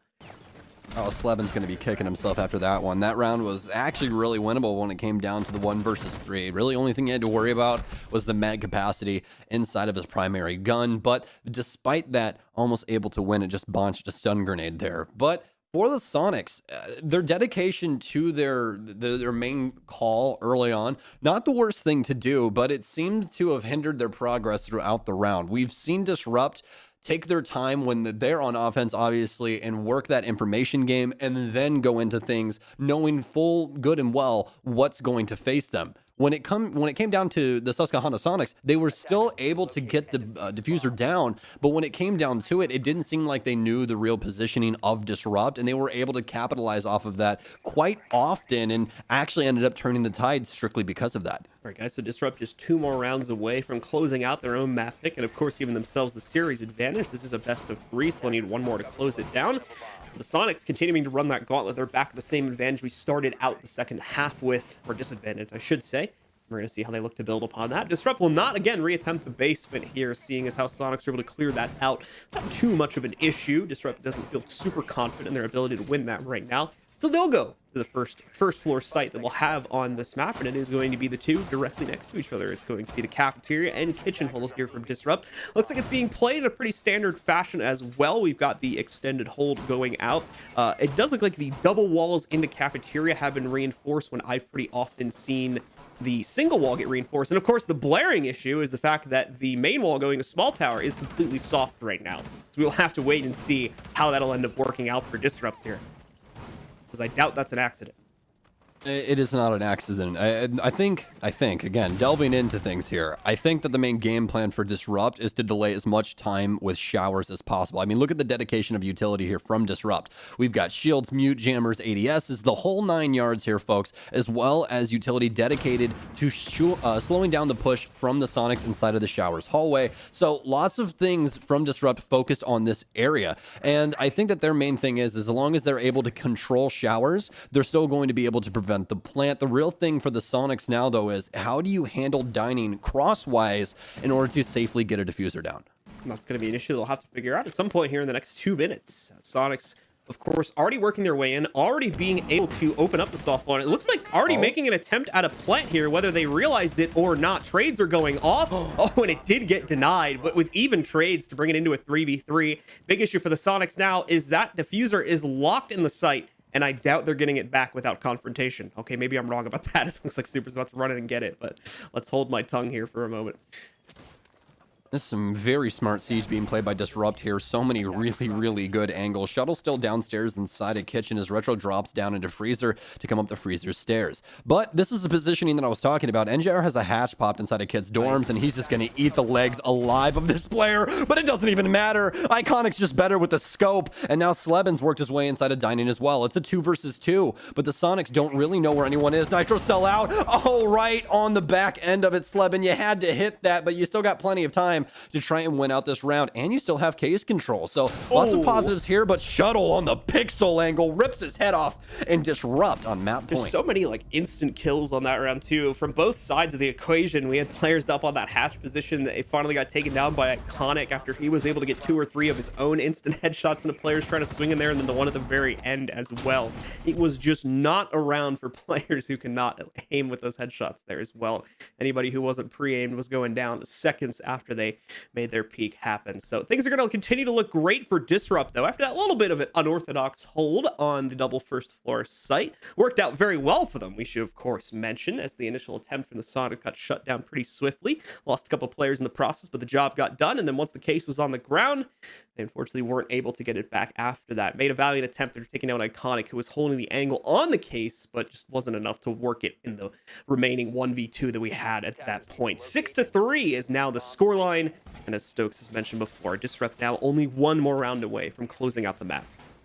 I've got a bone to pick with this offense, John. Go ahead. Let's talk about this for a second. So, the info game just not working for the Sonics, really in any regard into later into the round, especially when it comes to the execution times. I mean, Disrupt on every single front seemed to best them, and the main problem is for me with that is that you're putting easily now over onto Ayana, which is a really, really influential operator when it comes to the info game, especially with that hologram. You're able to get so much intel with her. Why are we going into a 1 versus 2 with a minute left on the board? That's a really, really big question. There was so much time for the Sonics to work that map out, figure out what was going on, and then game plan for that into their execute. They try to go for an early execute, just assuming that, hey, they're trying something funky. We can probably get an early plan as long as we have this line of sight to cover kitchen, but they weren't accounting for anything going on in the site, including the angle that we saw easily taken out from upstairs inside of kids' dorms. If they took the time to really, work out the site, know the angles that they're dealing with, I feel like the Sonics had a really, really good chance of winning that last round. I want to see them try and lean on that timer a little bit more and get this game plan set in stone before they progress. Not disagreeing with you. I think you made some very good points there, in fact. There could have possibly been some misplaced confidence from the Sonics after what they did on round number 1, because they executed in a very similar fashion. They moved in with still well over a minute on the clock, but they had reason to at that point, if I remember correctly, because they already had an entry along with what seemed to be good intel as to what the site looked like. So it could have been possibly they were getting some similar feelings on that round, and that may have been why they felt the need to go in so early there. But I don't disagree with you in the points you made at all. Well, thank you, man. I appreciate it. Let's take a look here. Obviously, a lot of pressure going onto the player under the back stairs right now, but it's the usual push from the attackers here. Nothing varying the formula too much. We've got 3 players trying to work their way in through tunnel, 1 working on the back stairs. That back stairs player is the main issue for the one holding under it, of course, from the defense. Shuttle still holding very close to the issue as well, a little bit deeper down the tunnel, but Retro going to get pulled into this. He is the player at Harry Potter right now, trying to delay for as long as possible, and so far doing a pretty good job of that, although the real test hasn't really begun just yet. That may be coming over the next few moments here, especially now that Retro has lost the ADS under the stairs there. He's going to get a little nervous of a nade and probably back away from that to avoid it. It could be a very big issue here, but Retro's already worked his way back towards the door, and he has a lot of pressure here. Oh no. Tries to run away, but actually just stuck inside the corner. Gomfi works his way in, almost able to get 2 frags there as NGR is worse for wear when it comes down to it, losing 75 HP points there. So DG not looking too hot coming into this last minute. The Sonics in the lead and easily now in with the Yana. This is that info game that we needed to see. Still plenty of time on the board for them to try and figure out the rest of the positioning here for Disrupt, but they've already pushed them back onto their back heel easily. Now with the plant already halfway through it, and it doesn't seem that Disrupt is even ready. Nitro Cell out. Is it going to get him? It's not. Diffuser now down, and the Sonics actually in a very strong post-plant position. Sonics with so much to work with here, despite just getting the minimal plant angle they needed to work for themselves here. Now going to begin to shut down the retake. Reed's the first victim of that. They do get some damage on the super, but it's not going to lead to much. Easily able to get himself a second. Shuttle finally takes down Slebin here. NJR trying to wrap around the corner as well, but he's going to be the last to fall as Easily gets his 3rd, I believe, on the round there, and Sonics are able to pick up round number 10 for themselves. Seem to be the masters of the basement here as they've won the combined, I think, 4 rounds now, all on this site so far. Well, you know what that means? We're probably going back up to kids' dorms for Disrupt, as they've had a pretty good showing on it so far. We'll say this, though, for the Sonics, as much as we've been talking about their offense and how they need to try and produce inside of this map right now, they've gotten 3 plants down, so it's not all doom and gloom for the Sonics. They've been able to, get at least the objective down and make these rounds close. It's just that info, like we saw influence heavily on that last round, has now been assisting them. And as long as they're able to continually do that, I feel like they have a really good chance to push this to overtime. We are going to have a 6 pick come in, though. Easily moving away from the Thatcher, picking up the Capitao. This is going to be headed in towards that kids defense once again. Let's see if Disrupt sets up, or actually no, they're back downstairs. That's apologies on my end. Completely forgot that they could go back downstairs. I don't think upstairs is locked. They should be able to go back up there, but that's what I just assumed. That was on my end. Maybe I'm either misremembering that, or they feel they can win this. Which, like, to be fair, so far it hasn't really looked that way. Sonics have done a pretty convincing job of winning both the attack rounds here on the basement so far. It's just that outside of the basement, Sonics, like you said, they've gotten a few plants, but outside of the actual success on basement, we just haven't seen much else from Sonics on the other sites as it gets. So let's see if they can make it 5 here. Apologies, buddy. Apologies. But what I was going to say is that it really seems as though Disrupt has been able to string Sonics along while on, obviously, these sides. So Disrupt has done a very good job of just waiting for Sonics to make the move and then crushing Sonics when it comes down to it. It's been a really strong showing on the defense so far for Disrupt. The real thing that happened in that last round was that they just didn't have a chance for that retake. Sonics had so many angles watching the avenues in which Disrupt wanted to use to try and battle back that there was no real way that they were going to just overpower the Sonics. It came down to gunfights. It was mostly 50-50 stuff, but the Sonics just better inside of that round. We do have more wall denial coming into the picture here in the form of Reed. We haven't seen that traditionally in the past here from either Disrupt or the Sonics, looking at the past rounds played on the basements. This may be the reason why Disrupt felt they could jump back into it with relatively minimal issue, is that now they're going to bring some wall denial. Hopefully they can delay things a little bit more as a result of that. And that's especially true when it comes to the hatch work, of course, because that's just been free up until this point in the round. Now, it is a bit futile when you consider the fact that Thatcher is in play, but the good news is we've gone so long, I should say, without wall denial, that you just look at Sonic's roster, they haven't even brought in the Thatcher anymore because it hasn't even really been needed. They've just been getting all these walls open for free. Now that all of a sudden there is wall denial, well, you don't have the capability to counter it anymore on the Sonics, and now they're going to be up against this very ugly issue. This could have been kind of a 300 IQ operator pick here from Disrupt. Absolutely. We'll have to see how it works out for him. And with that off the field, they also have to worry about a lot of these mute jammers and everything else that's being brought that's electronic by Disrupt. But could have some big problems here for the defense. But Slebin and Gonfi have both been downed. NJR with some nice shots to follow that up. And now the Sonics in a really, really bad position. Only Iconic can easily remain with 1:20 on the board for Disrupt to simply wait and watch. What can the Sonics bring to the table here? Still plenty of utility for them to work with. But again, it's going to be this man count that really brings them a lot of problems.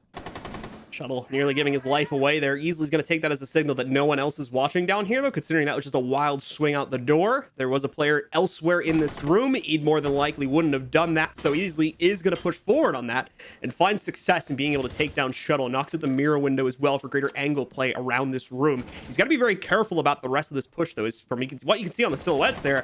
Iconic's not with him yet. He's very much doing this on his own, so until Iconic gets into that position, Easily kind of has to very carefully watch his footing here to make sure he doesn't overstep and kind of leave Iconic out to dry. Iconic's been unable to find any way in from the other stairwells, so he's just going to come right back, join up with Easily, and they're both going to push from backstairs, see if this works for them.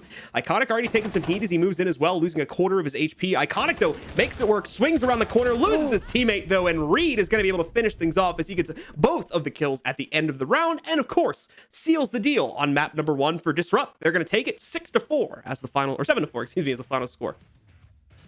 Really strong showing there from Disrupt. They said that they needed to work on their defense, and their defense looked really, really solid there. I think that the Sonics were able to produce quite well on their defensive half, but when it came over to try and make things happen on offense, they were able to get the plants, but there really wasn't anything left there for that success story. They kind of just, hit the plateau. We're not able to get around Disrupt, whether it would be from those early picks that continually happened or just the game plan not working out for them. We'll have to see going on into this next map, but a very strong showing on Oregon for Disrupt nonetheless.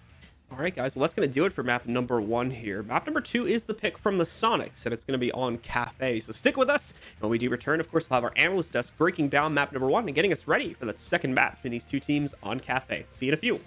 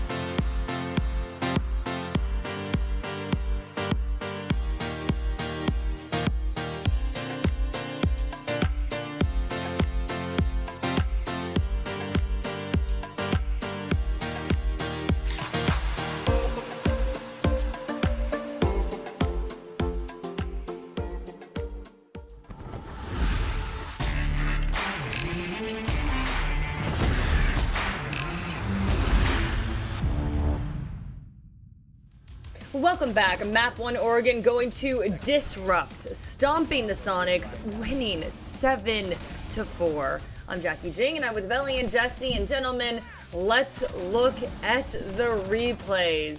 Ooh, there were some good ones in here, but Sonic struggling just a little bit. Jackie, just a little bit, right? Let's be completely honest. The first map, we saw the Sonics go down. And, the first half, we saw the Sonics go down big, but this ridiculous play by Easily, he tried to put his team on top, but Disrupt came out with that win as well. It seemed, Jesse, like, no matter what the Sonics tried to do, man, Disrupt, they were just better. Yeah, I certainly in that first half, it seemed like it. The second half, they had a little bit more legs, maybe, from the Sonics, but even still, like, Disrupt definitely ran away with this match. I don't think people gave them enough credit, for how well they actually did. Or were going to do, self-included. This was a really, great map for Disrupt Gaming, and it was their pick, and if any of them were going to go away with DG, this was it. But certainly, even if you pick Disrupt to, win this map, maybe we thought they would, I don't think anybody thought it would be this dominant. They really looked like they were in control the whole time. Some really nice plays going on, all around, and, yeah, I was really impressed by even the, non-traditional fraggers on DG stepping up and getting kills. It was a full unit like we spoke about, right? Like the whole team went off. Yeah. Yes, totally. Sorry, I love that team cam. That was a great angle, just like watching them all bump fists, and they're super excited about this. I mean, just like you both were saying, Disrupt looked strong, period. We have their statistics up right now, and Shuttle and Retro doing quite well. Looking at this, There's Retro. Sorry, what? No, there's Retro. That's what I'm talking about. Those players that you don't often consider as fraggers. 10 and 5. That's nuts. Love it. To be fair, you said who's Retro, and I was like, come on now. To be fair, last time Retro was on stream too, he was phenomenal. Retro takes over and wins rounds. I like Retro. No, we love Retro, and he's definitely hungry. I mean, Disrupt's hungry. I think that at the beginning we were all leaning towards Sonics a little bit more, but Disrupt looking very strong. Veli, you were really impressed with their defensive rounds, actually. You said that they were baiting the Sonics, and the Sonics were taking it hook, line, and sinker, basically. Basically, Disrupt Gaming, they took out the trash from a distance, right? And not to call Sonics trash, but they handled them that round like they were. They made it look a little bit easy.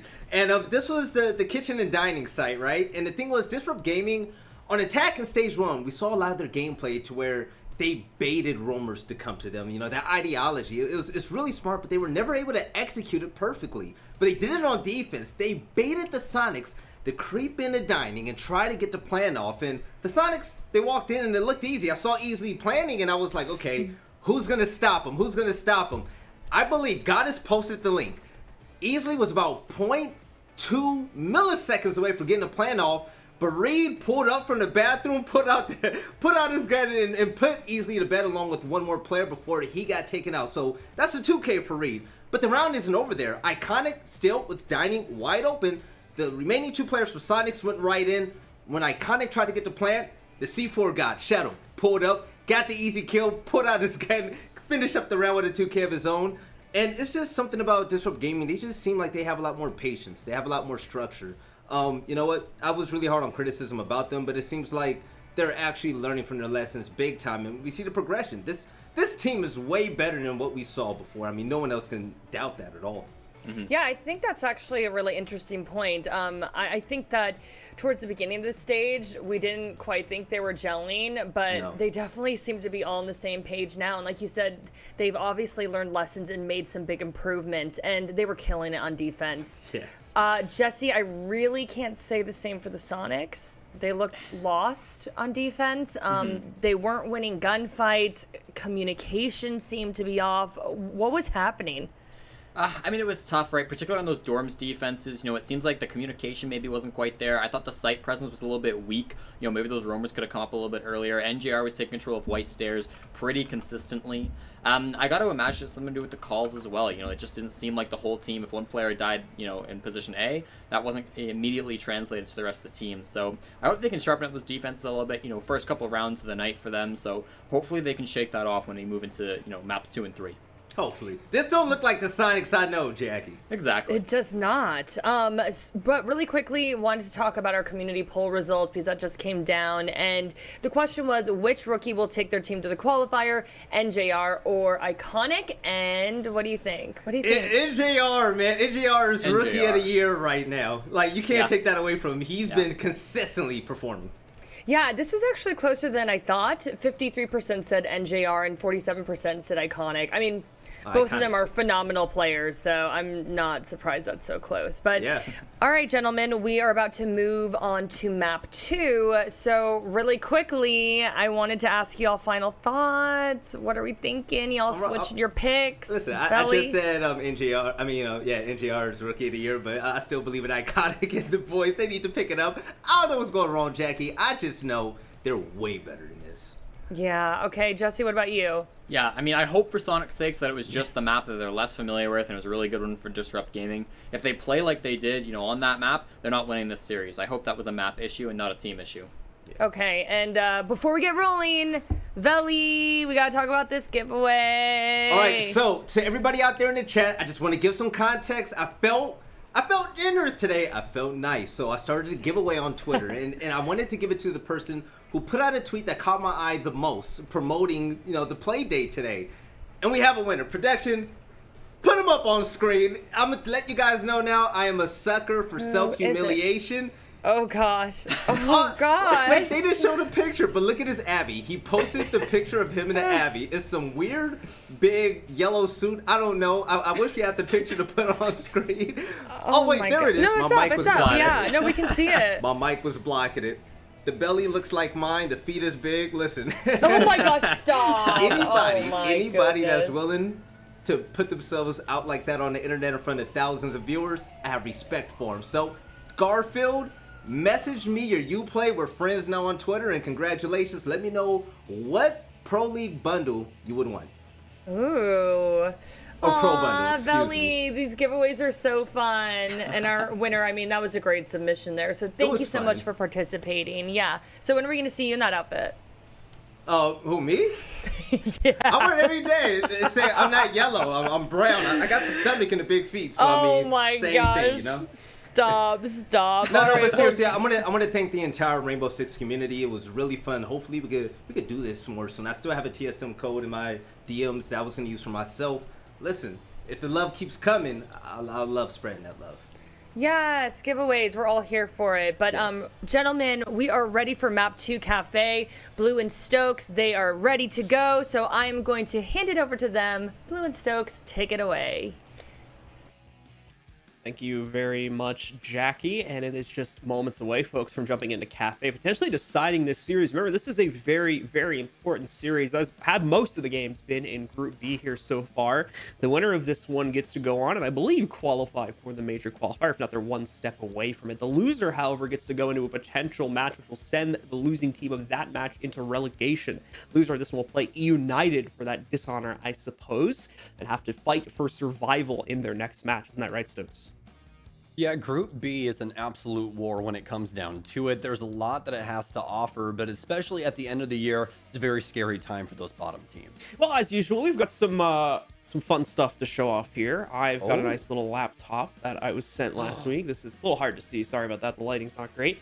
This is the Predator Helios 700. It's an absolutely amazing laptop. Thank you so much, Predator, for providing this for us. This thing, like I said before last week, this thing is actually more powerful than my desktop. It has an i9 processor and a desktop grade 2080. Both are customizably overclocked in the software on the laptop as well. Absolutely insane. And it does this too, which is really cool. Hold on, let me see if I can do it real quick. Keyboard slides. I mean, what more do you want than that? So, and it's cool because it reveals these extra intake vents. The cooling on this thing is absolutely insane. Also better than my desktop, which was really surprising for a laptop that the cooling was nearly better than my desktop. But yeah, go ahead and check it out. That's the Acer Predator Helios 700. And it looks like right on cue, folks. It's game time. So let's get into it. Yeah, extremely exciting stuff. Hopefully these guys are using their Triton 700, specifically the Helios Sonics, because they're going to need Helios it walking 700. in here. Helios, mine's a Triton. I have the Triton 500, So, I've got like a spear-looking thingy. I don't know what that other thing is, but yeah, there you go. That's all I have to say. Disrupt and Sonics. Let's talk about stuff that I know now. Rainbow Six Siege, Disrupt, Sonics, Cafe, Disrupt starting defense. They've got the first ban, and oh my God, John, we're going to be banning Nomad. Really, really like this ban a lot. This is going to hinder Sonics quite a bit, specifically because Super hasn't had the best showing when he doesn't have access to that operator. Yeah, man, that's the Super target ban right there. We know Disrupt, they're shaking when they've got to bring that up, but it's for utility reasons as well. Nomad can be amazingly impactful when it comes to denying rotates, especially, of course, in the roam game on this map, so it makes just a lot of sense from a utility point of view to knock her out as well. Well, so we're going to follow trends from what we had on the last map. Capitao as well, just because his execute capability adds a lot, especially if you're able to deal with all of the Wamais and ADSs, and then Mute, interestingly enough, is going to be our final ban. Oh, might be taking some pages out of some other teams' books here. I really like what I'm seeing from Disrupt. Kickstarter talked about in their matchup earlier that we saw some bans come in from what seemed to be the most used operator for the other team. That really influenced their overall playstyle on either side of the coin. They ended up banning Habana. I can't specifically remember the map, but that's besides the point. What matters here is, though, we have a Mute ban coming in, and checking through these stats earlier on, thank you, CGG, once again for those. Mute was one of the most, profound operators or prolific operators on the Sonic side. So he's in a lot of those defensive setups. Taking him out, and especially on Cafe, where he can have a lot of influence, this is going to be really, really important.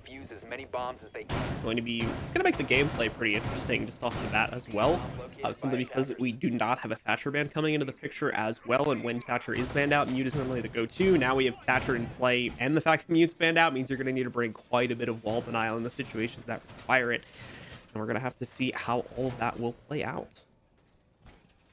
Yeah, most definitely. Just checking back on that real quick. Yeah, actually, Mute, third most used operator for the Sonics on their defense here. So, I mean, or actually, excuse me, second most. I was looking at the opponents there. Second most used operator for them on their defensive setups. They use him actually 66% of the time when he's available. So that's actually quite high when it comes down to operators inside of Siege. I think it's actually really interesting that we get neither wall denial nor a Thatcher when it comes to this play, despite, both of them being unbanned. And Mute is not here, which is normally kind of your go-to on that respect. So both teams kind of dancing around that for the time being, just because their play styles don't play. No, I think that's a really good thing. I just want to say that it's good that we kind of are moving away from the requirements to have that play style. But either way, just wanted to note that for those who are curious about the way the bans kind of affect the overall game state. Super is going to go to his usual, though, and of course, now that Nomad has been banned out, just to kind of change the topic here real quick, Super, he's done this in the past as well, and I think on this very map, when Nomad's been banned out, he's often fallen back on the Lion, which is going to be exactly what he goes to here on round number 1.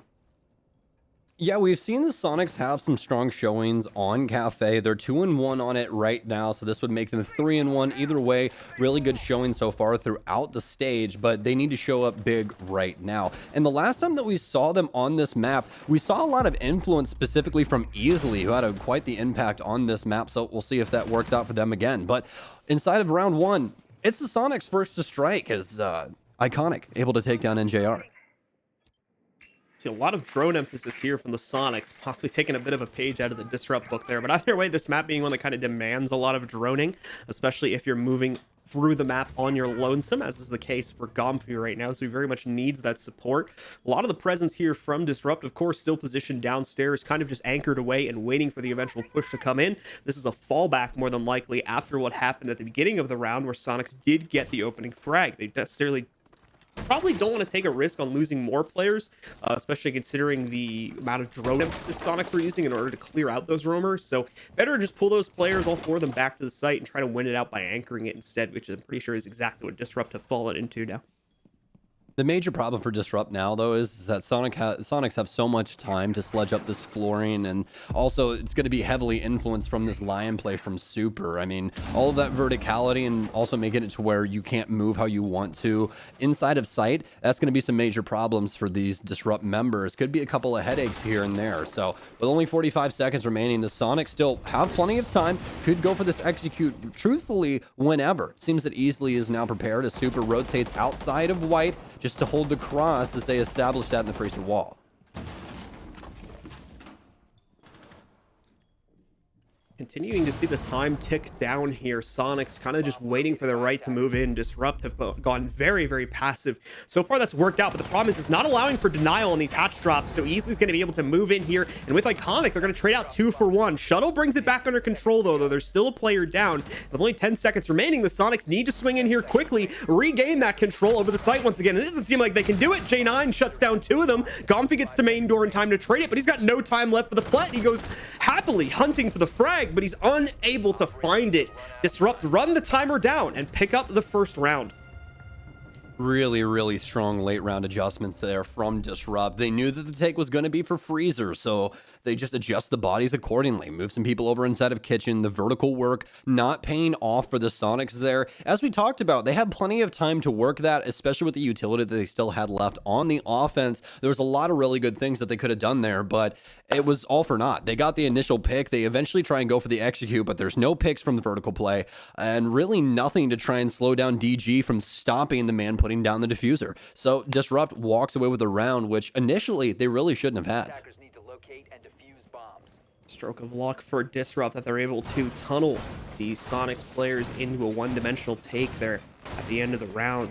They're able to come out on top with a victory such as that. Some great stuff from them, and it seems the call to fall back and play fully on site as well ended up working out really well for them because of the nature with which Soniqs tried to execute. It seemed like the timing was a little off for them on trying to get a player through main door to be able to trade out against, I'm trying to remember who it was on the Malusi last round. I think it was J9 sitting there right by the main door behind the coverage, and he was able to pick off the additional 2 to 3 players that were coming in through Freezer side. So if he's found earlier, if you're able to get Gomfi in a better position to trade him, they're going to have much better control over the site and have that plant. Just a small in-the-moment mix-up there from Soniqs that cost them a massive loss at the end of the day. I think that you got to chalk that more up to just how strongly Disrupt played that situation, mainly because J9 rotated away from Kitchen to play in other parts of the downstairs while that vertical play was going on, and that was the big thing for Soniqs, is they weren't able to try and snuff out the defensive players inside of sight. They were able to adjust away and play their lives. So when they go for that execute, as soon as they, hear the bell ring, they just step back into sight and they handle things accordingly. I think that that was the biggest thing for Soniqs, is they weren't able to shut down the retake from Disrupt, especially when they were trying to get that plant down. Just the overwatch was not there. Well, with Disrupt's retake game being on point, things are going to continue to look bright for them here in map number 2 of the series. Round number 2 has also started out in pretty bright fashion here, as J9's going to be able to get a pretty nice kill. Has to go hunting on the angle and even jumps off the balcony to get it done. But that on top of the one that NJR was already able to establish himself earlier on in the round has put Disrupt in a very, very good position. 5v3, still with just under 2 minutes remaining in the round as well. Soniqs will have to do a lot of work to come back from the deficit that's already been pushed in front of them. So NJR ends up getting this kill earlier on Slevin. Oh, Slevin's dead at Pixel, really? Oh my. Lots of problems here for the Soniqs, just moving a little too quickly here, losing 2 bodies really early on. They still have soft destruction though, so they will still have some influence over the freezer area, as well as with this hard breach of Easily. They could definitely still clear out this top floor and try and get an execute off. Easily's going to take a little bit of damage inside of long bar, but they still have to worry about NJR on stacks as the rest of the ace utility goes out. Super's bodied by the M590, but not before Iconic can get the refrag. So equal trades here, but Disrupt still definitely in the lead. Easily with a wild swing, tries to take a shot on J9, actually comes out on top after having to retreat momentarily. Good work there by Easily, but it's only a small gesture at this point to bring it down to a 2v3. The good news is, with plenty of time left, it could become a much bigger gesture by the end of the round here. They spot out the Black Mirror sitting behind the, I believe that's a library wall there. Iconic's quickly going to do some sledge work to take care of that and open up better work capability here for the Soniqs to try and play off of Easily as well, with some great positioning. Did have, laser sights on a player's silhouette. I think there was some hard walls in between them though, so no damage is actually going to be impacted there, and we still remain in a 2v3 with a little over 30 seconds remaining on the round. Easily still very much hunting players with that ace. He's got to be careful because he also has the kit in hand, but in the 2vx shouldn't matter too much, and it's especially not going to matter when he's picking up frags left and right. Takes down Retro, brings this down into a 2v2, and Soniqs may yet have a chance to close this one out yet. Oh, it could be some big problems here as Reed's going to run through with the Alda, takes down the sledge, but Easily already dedicated to the plant. Do they know exactly where this is going down? They do. Shuttle quick to the trigger. Disrupt take round 2 after a super strong start. Some early pickups really helped influence the round for Disrupt. Definitely some great stuff being played in there by Disrupt. Early advantage gained, unfortunately nearly losing it there in the mid-round. Wasn't able to catch up exactly as to the reasons why things started to fall apart for them there as I was checking some stats on my tablet. But away from that, still able to bring it back with some nice heads-up play, mainly off their Maestro impacting through one of the soft walls to get back out into the main cafe, taking down one of the 2 remaining players, and then, of course, the other defender closing in on the planter that was very committed at that point. Yeah, and just some botched information there for the Sonics. That's going to be a really, really major problem if they're not able to fix that inside of this next round. Losing both of your soft destructors early on like that, especially Ash and Zofia. I mean, that's so much utility off the board. You can't deal with Banshees anymore. There's a lot of things that go inside of losing those 2. Obviously, they still had the sledge, so they could handle some things with Iconic, but when it comes to getting rid of like Evil Eyes, Goyos, and those kind of things, it's much easier to do that with soft destruction from afar instead of walking up with a sledgehammer and trying to get rid of it. Also, only having 2 frag grenades as opposed to the amount of explosives you have when those 2 are on the field, there was a lot of things that Sonics were lacking when it came down to that execute because of those 2 early picks. I thought that they were eventually going to be able to turn it around, though, as Iconic and Easily were doing a lot of things right inside of the clutch there, but that only makes me beg the question of what does the rest of the Sonics need to do to try and help them along the road here? I mean, right now, the other 3 only have 1 kill combined in between all 3 of them through 2 rounds. Gomfi's the only one with a frag out of those 3. Props still needs to go to Super, though, for the play, or excuse me, not Super. Props needs to go to Easily for the play that he was able to pull off in the last round. He did some fantastic work hunting down at least 2 players, if I recall correctly, and that was with the very important role of having to carry the kit with it as well, so taking some massive risks and being able to do that, and it paying off. So some really good credit goes to Easily for that round. Unfortunately, it's all for naught, as it did not build up enough. Kind of a common story, it seems, with Easily tonight. He's putting in massive effort. It's just not translating into round wins. We had a very similar one back on Oregon as well. Some early effort here by the Sonics. A lot of players on Repel on the outside of Cigar is going to quickly take care of the Goyo setup here at Pixel. NJR still in the neighborhood and is going to get spotted now by the offending team. And this will seem to finally push NJR back, as it looked like he was going to be willing to stay around initially, but now that he's been spotted out by the drone and the pressure was boiling against him at any moment there, he does move back to White Stairs. Solid start here for Disrupt. But Sonics making a lot of progress as well. Disrupt's had to fall back off of bathrooms, so Sonics do have control of Christmas for the time being, and plenty of time to work this side of the map. This is something that we were talking about earlier with the Sonics, where we wanted them to lean on their information game more, and it seems to be the case for at least this round. Some drones droning out the area of Bar, so seems that Sonics really want to try and go for this default plant, which would work out really, really well for them. They already have this Christmas control. They forced Disrupt out of bathroom. Now they just have to worry about anyone downstairs with a possible explosive. Easily got a really good angle to play off of once again here in round number 3. Just doesn't have the capability to find any players from it as of yet. It's really a waiting game between him and his opponents, and he's got to be a little careful because Shuttle is checking things out on that balcony right now. Seems to be aware of the fact that a player could be up there. Missed the opportunity, though, as it looks like Easily moves back. There's a wild shuffle among the Sonics roster right now. So many players trying to establish an entry position where they can finally get themselves in a gunfight against one of the members of Disrupt, but they just haven't been able to find it yet. Disrupt are continuing to play this very passively. That's going to change in a moment here, though. Easley's about to creep up on a player at the second bar, and he might not even realize it. Either way, Reed's going to be completely blinded out, and he won't even get the chance to frag under those circumstances. Trades start to roll in, though, as NJR and J90 both find pickups. Gomfi will swing it on the defender-sided balcony and leave it all on to J90 now. But unfortunately, he's not going to be able to put up much of an effort here. Gomfi shuts him down. Sonics come out with a very solid upstairs attack, and they finally take control of their first attacking round on this map. Some great stuff there from the Sonics. That patience finally working out, and they had the intel to back it up. Lots of good stuff there for them. Disrupt, got to try and game plan about or around what's going on inside of bathroom. We saw Super and the rest of the Sonics clear that out so early on into that round with great efficiency, able to get rid of the shield being played inside of the open breach, as well as all the utility inside of Pixel. Once that's given up by Disrupt, it's going to be super hard for them to try and stop any of these default plants more towards the shop area of the upstairs for the long bar. They still had a chance when it came down to the player playing inside of S2. It's that little area over by the rotate that they usually make. It's everyone calls it a different thing. I've heard people call it laptop or whatever. Yeah, but yeah. So you guys know what I'm talking about. There you go. So I do. yeah, you do. They'll get it figured out. Either that or I'll get a DM about how I don't know comms or something. Who cares? Anyways, so the Sonics were able to shut down all of those pushes and fronts from Disrupt. I really like how they kept that utility down towards the execute once Easily started to plant. They were able to clear out and specifically use those proximity mines from the Zofia to try and figure out where those Disrupt members were. So there was a lot of really, really good things going on there for the Sonics inside of that offensive round. Flashbangs also seem to make a pretty good impact against the player that was hiding behind that too. So that's one of the rare examples you're going to see where the flashbangs are actually used for their normal purpose of flashing out players there and eliminating guys like Reed, like I think it was, that was hiding behind that small bar at that point.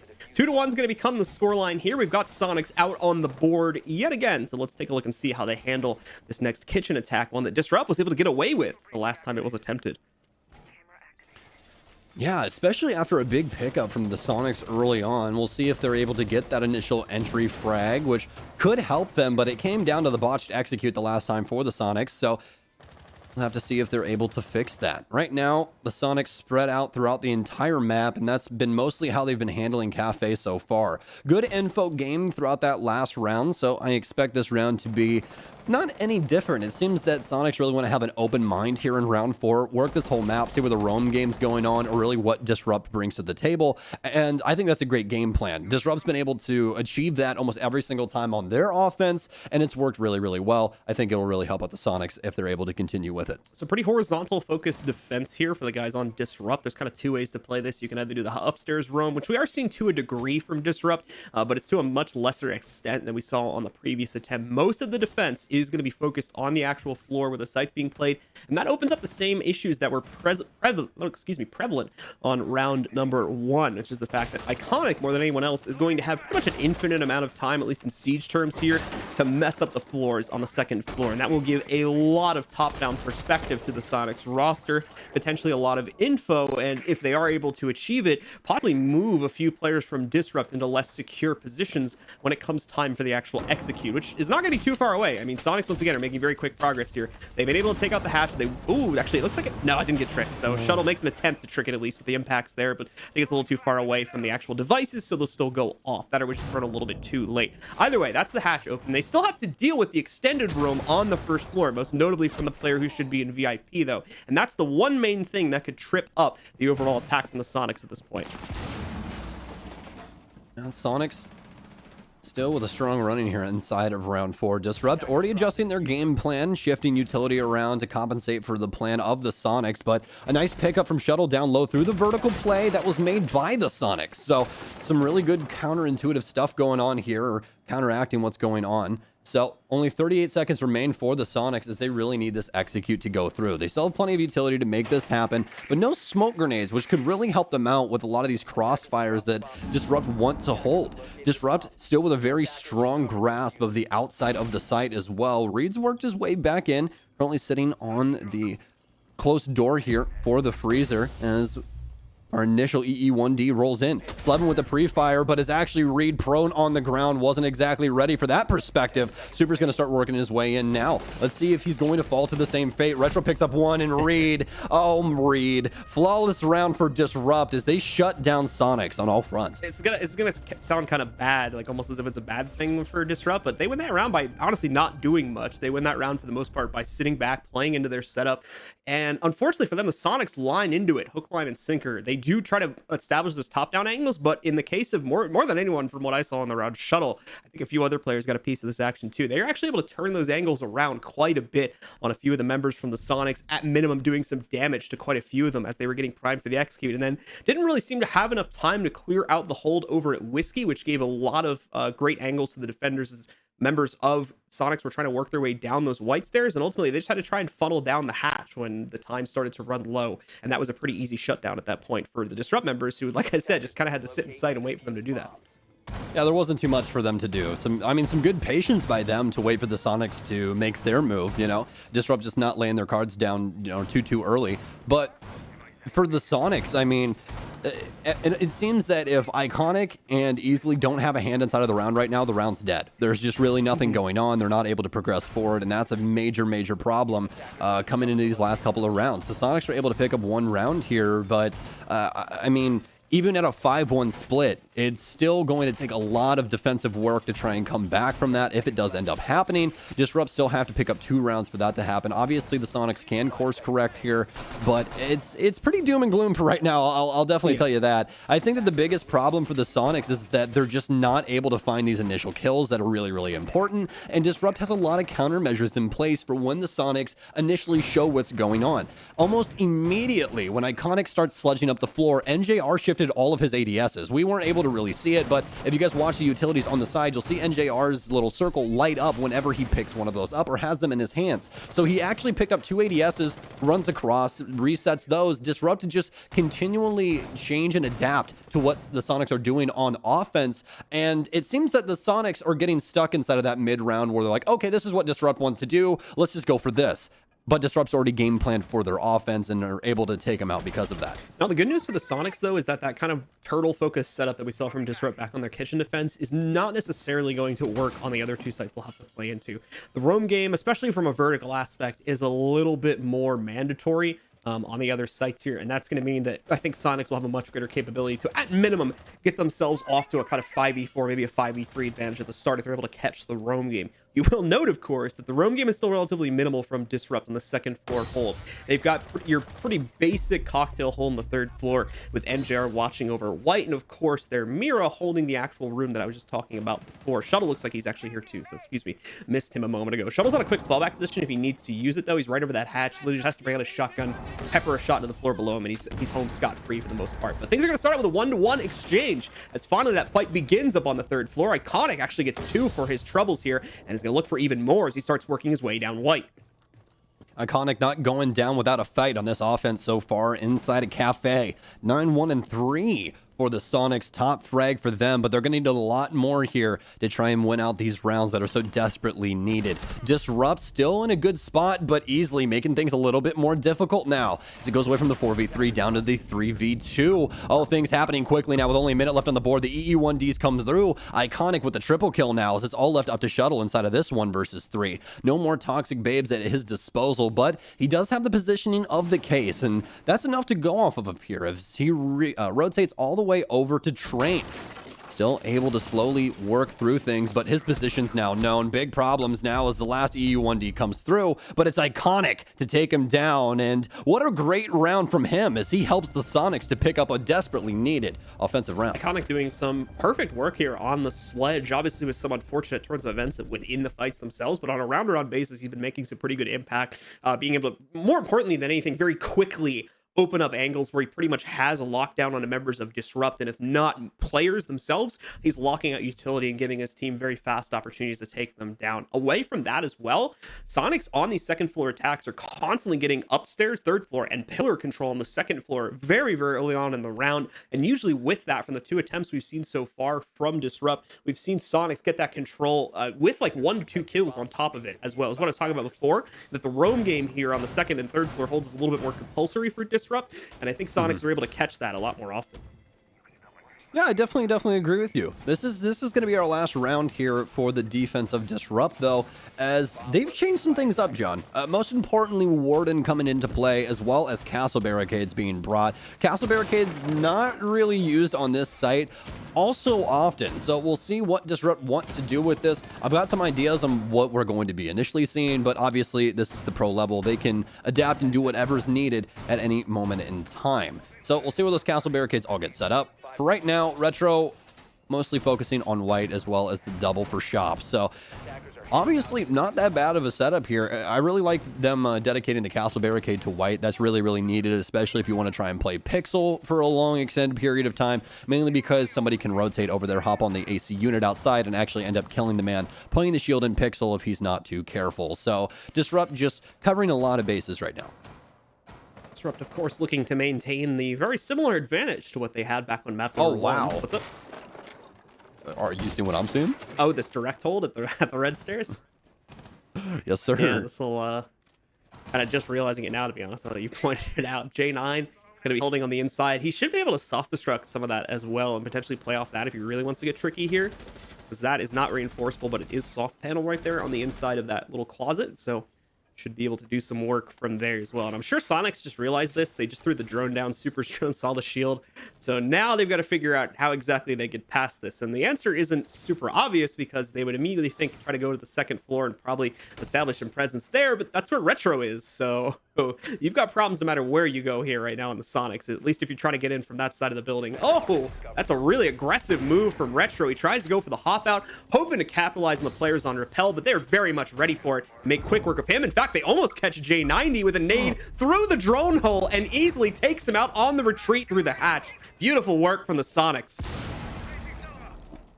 Great stuff for the Sonics to start off round 6, but still a long road ahead of them. Able to take down J9 and Retro, but traded that out for Iconic, who's been the most influential on the Sonics roster so far throughout this series.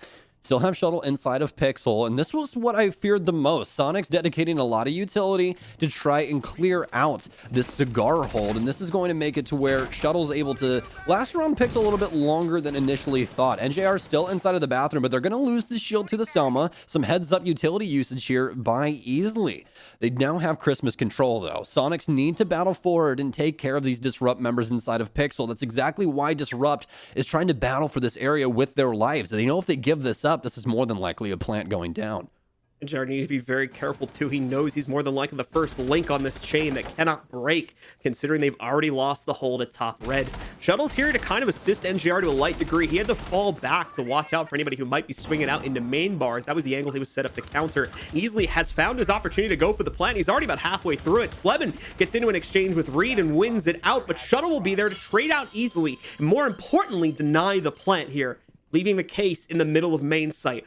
NJR and Shuttle are alone here now in the 2v3, but with only 15 seconds remaining, there's going to be some fights the members of Sonics are going to get forced into. Super goes down, trying to push out, but at the same time, NJR also going to fall. A nice little rock from Gonfi through the white hallway gives him a free kill on Shuttle, and the Sonics will control round number 6, tying us up at 3-3 for our halftime score. Such a better showing there in that last round, really showing that they adapted throughout that offensive set there, John.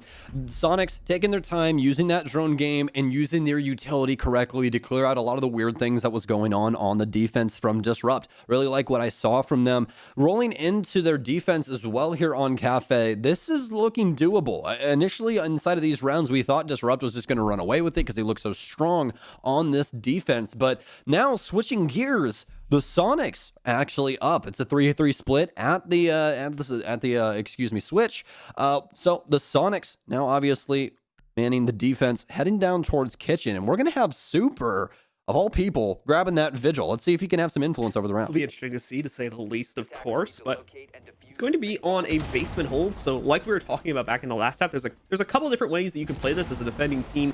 You can go for the more vertical hold, trying to delay the push and of course stop your attackers from being able to line up, or rather stop your attackers from being gifted like an ungodly amount of time in order to establish top-down angles, as we often saw in the last half. But considering the fact that Disrupt don't have a huge amount of that, at least they didn't bring the sledge. They still have J9 and NJR and soft reach operators on top of Shuttle, of course, in the buck. So never mind, I'll take back what I said. They've got plenty of it. But either way here, so you can play that vertically to try and stop the top-down angles from being established, or you can play it horizontally as Disrupt was doing to try and delay them in the late round, which often worked out well for them because Sonics either didn't leave themselves enough time to deal with that setup, or they just didn't have the capability to do it because it wasn't part of their overall game plan. They thought they could work around it. Either way, it's looking like the Sonics does have quite a bit of that horizontal play, so they're taking some very similar notes to what Disrupt was doing. Yeah, pretty good idea. A lot of teams have grown keen to the idea of roaming on this map, and we've seen some really strong cutoffs. Most notably recently for me, Tempo Storm having a really nice clear of that roam game on the exact same map. So I think that a lot of teams are going back to just playing very spread on the horizontal level instead. It's worked out really well for a lot of squads, mainly because of that vertical play like you were talking about. Once that happens inside of train and dining, it's very difficult to play around the kitchen area as well as the bunk area inside of site. So they want to try and transition to the outside areas or the outskirts of the site to try and play defense once Disrupt executes. Let's see how well Sonics can possibly do that after Disrupt. Quite a few strong showings, like you were saying, doing that exact same thing. Yeah, so like we were talking about before, there's not going to be much action here in the early game. That's mainly just Disrupt, making sure that no one's trying to hide in the first or second floor here for the Sonics. And their drones will be doing most of that work for them. And that shouldn't really surprise you if you watch the first map. Disrupt was very big on the intel game, so I can imagine there's going to be very similar flavors being brought into our second map on Cafe, seeing as it lends itself to be even more potent for roaming capability, especially from a horizontal perspective on this site. So they've pretty much cleared out the top 2 floors, so now they can start focusing on the actual kitchen itself.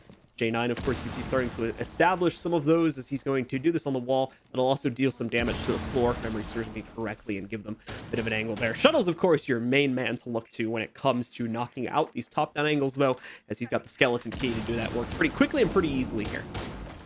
Every single time that I watch Shuttle play Buck, I always just wonder if he's going to have the red dot on, and every time he does. So no matter how many times he ends up getting shot and killed because the red dot gets in the way or something, he still sticks with it. I got to commend him for that. He actually had some really, really good maps with that sight on. So I guess if it works, it works. And if it's working for Shuttle, then it's got to work for Disrupt. Lots of vertical play here for Disrupt as they've got the hard destruction going on as well. Hatch now open. They're ready for this freezer job, but also the Sonics are really, really well prepared. We also have, well, actually, Iconic with the FMG9 sitting inside of VIP. He still has some smokes to delay this for at least a little while longer. That's going to be 10 seconds per, so only going to have one left for last couple of seconds here. So Disrupt still going to have a chance when it comes down to it to try and drop this hatch and make some magic happen. It's not going to be pretty, though. The entire setup from Sonics hasn't even been touched yet here. So Disrupt are pretty much going in blind with only what their drones gave them for intel here. Going to try and make an effort to plant it. Iconic immediately swings and takes down the player that tries to drop naturally through white.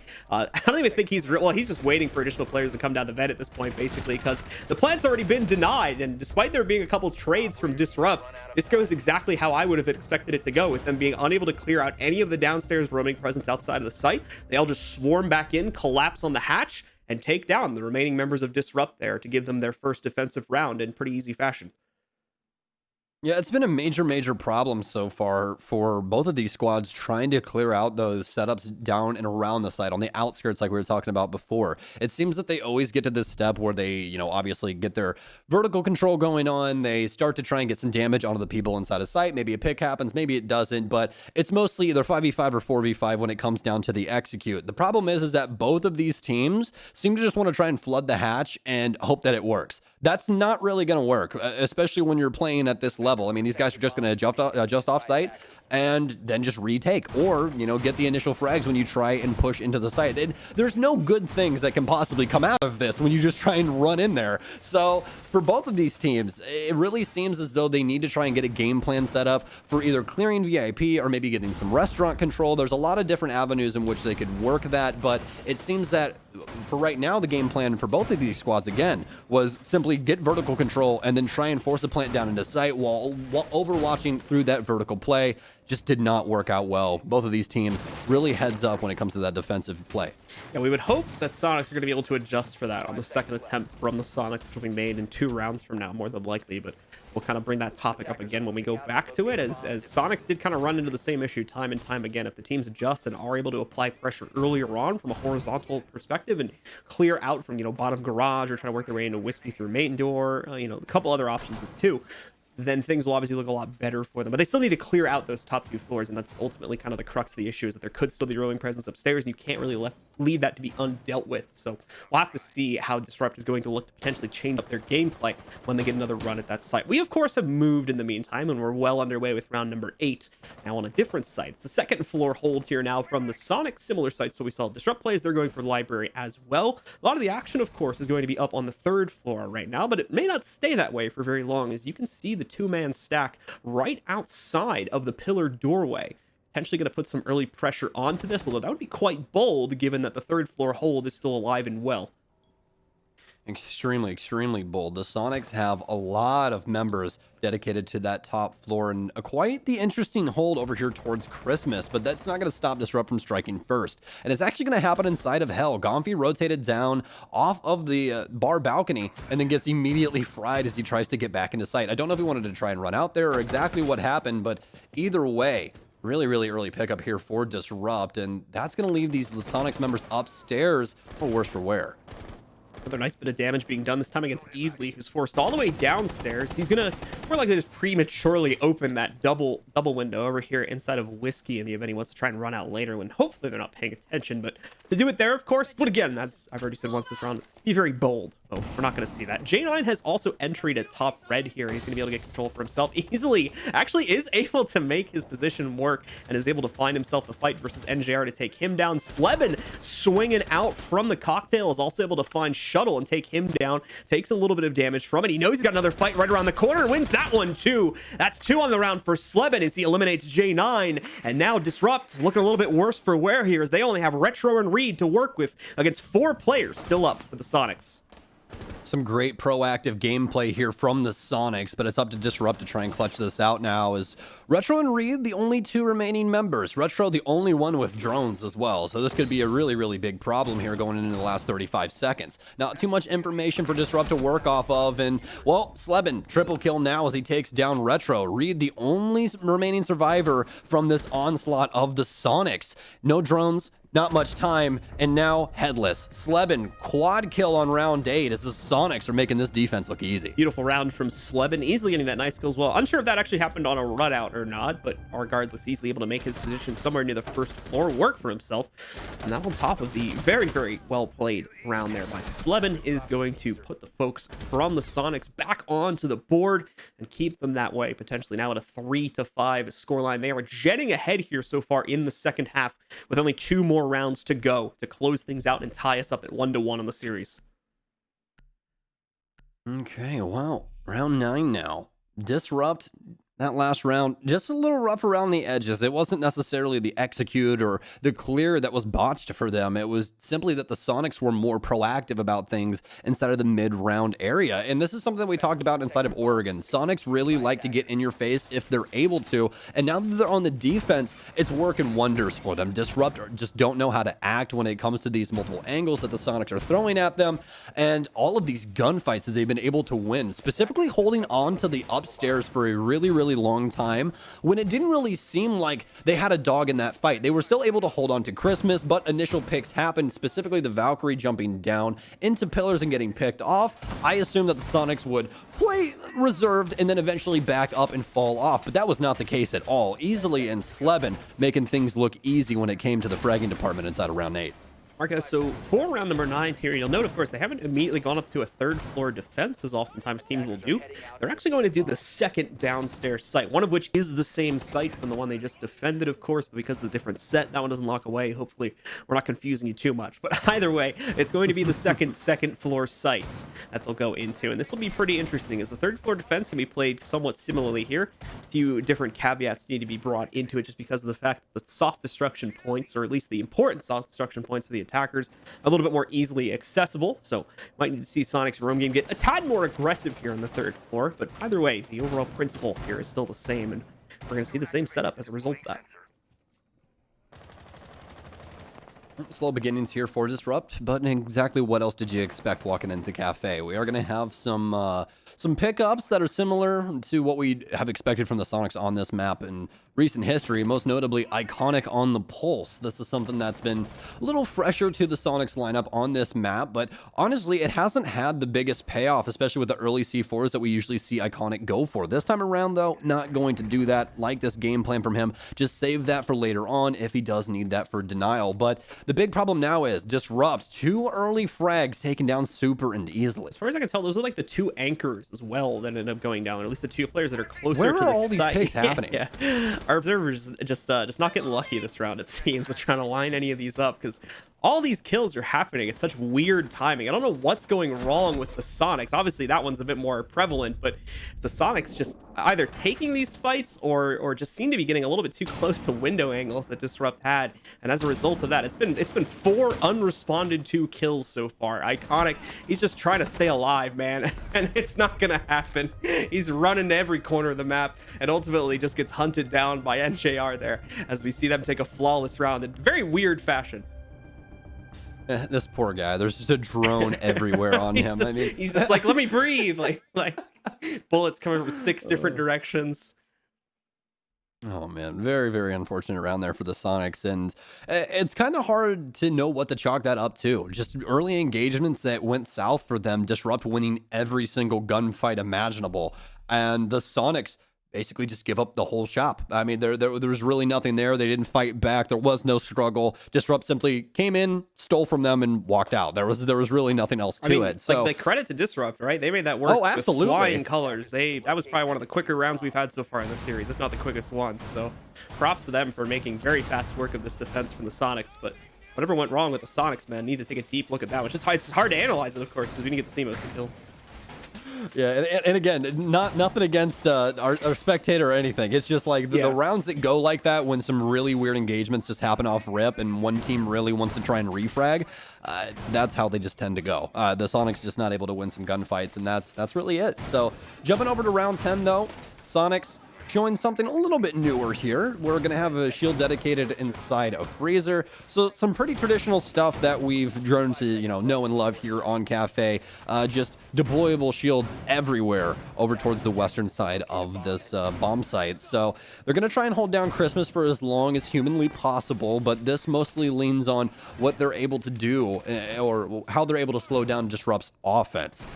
Most notably, they are going to have some roamers downstairs. This is going to be a really, really big part of this because Super's going to have a lot of influence here, folks. 1, 2, and 6 so far. He hasn't had the best showing, but this could be a round that makes or breaks if they're able to push this to OT. Disrupt's offensive unit now looking quite strong. The adaptations coming through. This is really where we need to see Super step up and shine.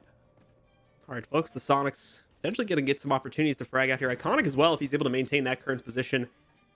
Might give it an opportunity to frag out against Retro or maybe even J9, but he's going to get spotted, looks like, by that drone, and he won't stay there, so he's going to fall back to the freezer hold now. Looks like quite a few of the Sonics members are trying to take a passive note on this one. More than anything, kind of just waiting for the players on Disrupt to push towards their direction, because Disrupt is taking control in kind of an unorthodox way. They have not immediately gone in towards the hatches. They've actually taken some second floor control first here. That Super, in a moment, is more than likely going to have to respond to now that they've dealt with that Banshee in the hallway. Oh, this is a really big issue. There's no camera inside of the 90 right now, inside of Red Hall. I don't even know if Super knows that there's pressure inside of Dining. They are currently around him everywhere. NJR top white. They have people waiting for him around Hell. This is not going to be good for Super. Drone in now. Shuttle's worked his way into Laundry. J9 with a nice pickup onto Slevin across the map, but now it's all down to Super. He's going to be fighting a war here. Stun grenades pour in. I don't even know if he'll have a chance to have a gunfight here, folks. Shuttle steps in, burns him, but not enough damage just yet. Finally finishes him off with a pistol whip, and Super just not allowed to exist here in round 10. Potentially lining up another kill here too. He's solid as well. Saw a player move just through the destruction that had already been done. Super, in the meantime, as we go back to that situation, Super, very unfortunate what happened to him. He was trying to stay quiet in hopes that he could find mega impact and get like 2-3 kills out of that, but his hopes were dashed when the drone finally found him, and a sea of flash grenades were thrown into his face, leaving him kind of out of that fight before it even really began. Iconic with a risky jump out here. It's going to work out to give him a 1-for-1, but sadly it will get traded by Retro before the KD in the round goes positive. It'll take him down, bring us into a 4v2, as it's now all down to just Easily and Gomfy. It's going to be a major, major problem, especially on the Easily front here. Not because of what he's able to do, but strictly because SMG-11 does not have that deep of mag capacity. It's an amazing gun, but when you're trying to handle multiple bodies all at the same time, it definitely does not help you in that department. Let's see if you can hit these initial shots. Oh, there you go. Lines it up, takes him down. Retro shut down quite quickly as Easily actually goes for 2. Down to the 1 versus 1 now. It doesn't even matter. Remove the words that I just said. Easily's a god, and the Sonics push this to map points. Once again, man, Easily showing up in the clutch. That's at least the 3rd time today where we have seen that for him.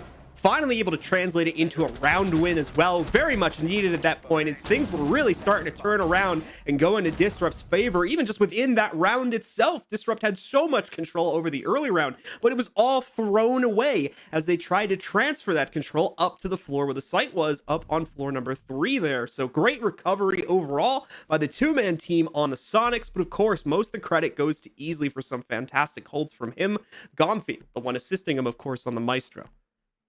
Never thought I'd saw round 1 strictly by playing a bangers playlist and hunting with an SMG-11 for hours on end, but that's some great stuff there from Kev overall. I mean, That's twice today that he's been, showing up inside of the clutch. Granted, the first time, it just looked really cool. He wasn't able to win the round, but that time around, though, pushes Soniqs up to up to map point there. Not match point just yet, getting a little ahead of myself there, but the Soniqs now have a really, really good chance to push this to this last map. And why not? I mean, Iconic and Easily both almost dropping double-digit kills. Iconic currently 5-3 and 6, Easily 9-1 and 7. Again, it makes me question if the rest of the roster was having a really, really good game. I don't even think that Disrupt would be even this far right now inside of Cafe. All right, well, let's see if Disrupt can at least piece themselves together and try to take this to OT.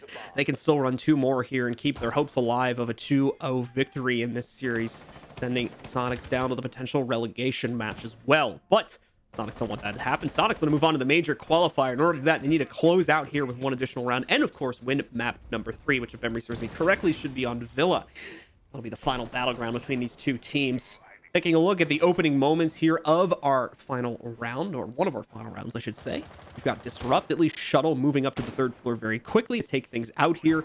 Once again, though, this is potentially the trap, if we remember before. Soniqs want them to do this. They want them to waste time going to the 3rd and 2nd floor and taking out all of those top-down angles, setting up for that. Because ultimately, if they don't deal with the downstairs presence, more than likely the setup is just going to work and bring the round to its natural conclusion because of the fact that it pretty much counters what Disrupt are trying to set up for right now. So let's see if Disrupt will maybe get this initial control and then try to put pressure elsewhere on the 1st floor here.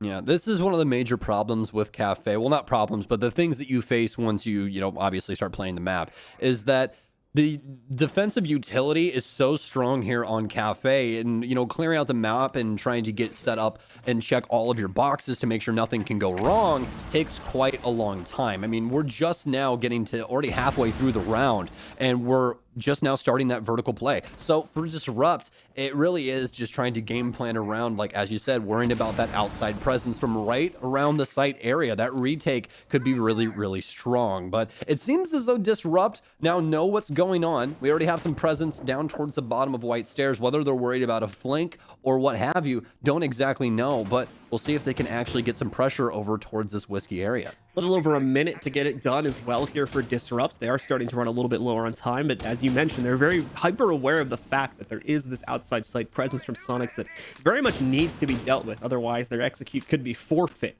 when they need to go for it due to a lack of time. A lot of utility being pointed out right now. They are still spending a lot of time establishing those top-down angles in the site, but as we kind of talked to death at this point, the inside angles are minimal right now. Soniqs are going to collapse in on the site should the need present itself for that. And away from, these top-down angles being established, there isn't a lot of pressure going on to the actual members downstairs. Super is allowed to actually push partway up red for free right now. Iconic still just patiently waiting. Now that we've reached the 30-second mark, he can begin to chuck out these smoke charges at will, essentially, due to the fact that the time will more than likely come to its conclusion before he uses all of his, or there won't be a whole lot left after the fact. No pressure on the hatch just yet. 20 seconds left here. Disrupt need to move in, but once again, there's going to be a smoke charge moving out here. Retro tries to hop in regardless, gets himself deep into the site. He's nearly full blind in the process, though. Super's going to be the first to fall. It seems like this may be another intel execute from Disrupt. This so far works out well. They lose their planter, though. Reed's trying to recover for it, but he's only got an extra second. Can he get the kid on the ground? Yes, he can. Starts the process, but where's the defenders? They need to stop Slevin from interrupting the counter defuse, or the defuse is being put down onto the ground, and it seems like that's successful, although he gets killed moments later, and everything falls to J9, who only has the top-down angle, but that's important. That's not going to be so easy for the defenders to counter out. He lines up an angle against one and takes him down, netting in the double kill on the round. There's the first attempt at the counter defuse from Slevin. It's only a tap to try and get J9 to peek, though. Hasn't committed to it just yet, but there it is, and J9 is going to be able to shut it down and save Disrupt's prospects in the map and in the series as they put themselves one more round away from OT. Oh, that was so very scary there for Disrupt, but they're able to get the diffuser down. Some nice adjustments there for the smoke play. Really, really like what they brought to the table there, but Soniqs just not able to battle back into sight. Most notably, the thing that changed for Disrupt there is they were hypersensitive of what was going on with Iconic inside of VIP. We saw the last time Iconic had a huge influence over the round. He got, I believe, 3-4 kills inside of that round when they executed Kitchen last. And this time around, though, they literally put a body strictly dedicated to watching what Iconic was going to do inside of Whitehall. Disrupt are able to actually get inside of sight, make some magic happen, but it almost got stopped by Easily coming from Rice, immediately hopping up onto the sink, able to take down the planner, but some very heads-up plays there from Disrupt to eventually get that diffuser down, despite Soniqs' best efforts. I mean, they threw everything except the kitchen sink at that man. Great work from Disrupt. That goes back to what rounds that we saw back on Oregon as well, because there were a lot of rounds where I was sitting there at like the 20-second mark thinking like, okay, Disrupt, you got to go in now, otherwise this isn't going to work out. You know, their first basement attack is a great example of this back on Oregon, and they still made it work, and that's great credit to the intel game they gathered for themselves, on top of like what you said, trying to set up angles specifically to counter out the defenders that were outside of the site and crush them when they tried to rotate back in. Great work from Disrupt, definitely scaring us a little bit, but it's all for a good cause, as they ended up having a lot of that, you know, doing a lot of that preparatory work and then just enacting on it in the final 10 to 20 seconds there. Great stuff from them. Okay, well, very, very, very important round ahead of us here, John. Soniqs facing a lot of issues if they end up losing this round. Going into overtime here. I mean, this is the time for them to adjust this kitchen setup. We already see couple of new additions here, nothing really to call home about though. We still have Iconic back in VIP with his shield, usual stuff there. Super not on the Vigil this time, instead bringing the Valkyrie for a little bit more intel, but he's still playing in the same spot. He'll be dedicated all the way up inside of Bakery. Soniqs holding horizontally for this round. Taking a look at the initial clear, like we've said many times before on this site's defense, not a whole lot going on the third and second floors here with regards to defender actions. So the clearing process for Disrupt is going to be pretty short-lived. They should be able to just roll their drones right through that and be able to establish all the control they need within this first, minute or so, as they've already moved it down to the second floor. So the job is pretty much done. Now it's about setting up the top-down angles, and then after that, like we talked about many times before, starting to see how they can counter out the players downstairs. They know Soniqs are turtling this. They know they want to play entirely on the first floor and deny any presence there whatsoever. So now it's time to start finding out where those players are and how we can maybe get them out of position. We'll have to see how Disrupt go about this. Also the Soniqs players off the field, but super intelligently switching out with Easily inside of Bakery. Main reason for that is Super has a Nitro Cell and obviously Easily doesn't. So countering vertical play is going to be a lot easier for Super, especially since he is a 2-2 instead of that 3-1 operator. Not the most amount of fun when you're trying to lug yourself around and people are shooting at you from above. So good stuff so far for the Soniqs. Getting down into this last minute now, though, is Disrupt already have quite a bit of work done on this vertical play, but Soniqs able to stay alive this time around. And this could be really, really impactful here, as there's truthfully no damage done, no utility wasted. This is really strong so far for the Soniqs. Shuttle hunting so desperately for any angles he might be able to get this early on, trying to use the full extremities of those angles in hopes that he won't be spotted by any players on the opposing side of that. For the time being, really only able to spot out utility, it would seem, though. NJR does have a ping to support him, and he's going to throw one in there as he'll quickly try to take out that evil eye. Should have done the job, or maybe not, because I still see one on the wall. I don't know if both were placed in there, but that one on the corner is still very much alive and well. So if that was the intended goal, they have failed at it, unfortunately, and that camera is still going to be a problem on their execute. 20 seconds remaining here. Once again, this is going to be a very, very stressed push from Disrupt, but don't doubt it considering what happened on the last round. They were able to push through smoke charges and a whole lot of other utility to work their way in. Super's very much ready for this, or is he, though? Seems to be right on the other side of this one. Is not going to immediately swing. That job is going to be left to Gomfy from the looks of things. NGR tries to push against the VIP hold, and that fails as well. It's all Soniqs all day right now as it falls to Shuttle, and Gomfy's going to make quick work of him as well. The Soniqs take round number 12 and end it on the final round of regulation with a score of 7-5. We go to our third map to settle this series and decide who's moving forward in the major qualifier and who is going to bump themselves down into a potential relegation spot, unfortunately. Yeah, some really, really strong stuff there on Cafe from the Soniqs. Some really nice adjustments, especially inside of that last round, John. We saw them be prepared for that sync plant this time around, as well as send the Jaeger on a flank, which we hadn't seen anybody do the entire time of Cafe. We saw some initial things, but never really from the kitchen bomb site. So the Soniqs throwing everything at Disrupt. They were just not ready for it. Just assumed that the same plan, same plant spot, and everything was going to work out in their favor. But the Soniqs are definitely here to play. All right, guys. Well, map number 3 is not too far away. We're going to go to a short break. When we come back, it's time for our analysts to break things down and get us ready for the final map between these two teams. Stick with us as more NAL is coming up right around the corner.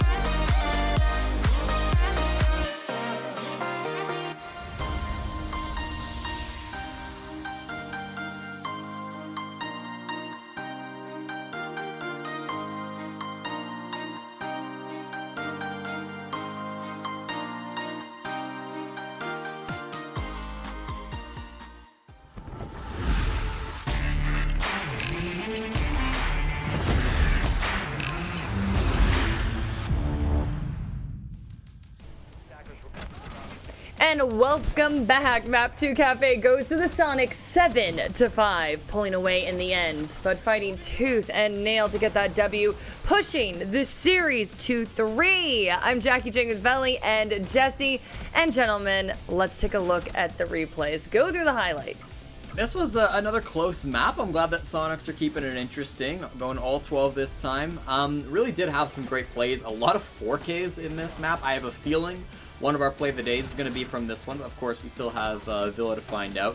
2 from Iconic and 1 from Slevin, so on the side of Sonics, and really did, make this an entertaining match to watch. A lot of these came down to the wire. This was Slevin's 4K. That you're seeing right now. Both of Iconics were earlier on.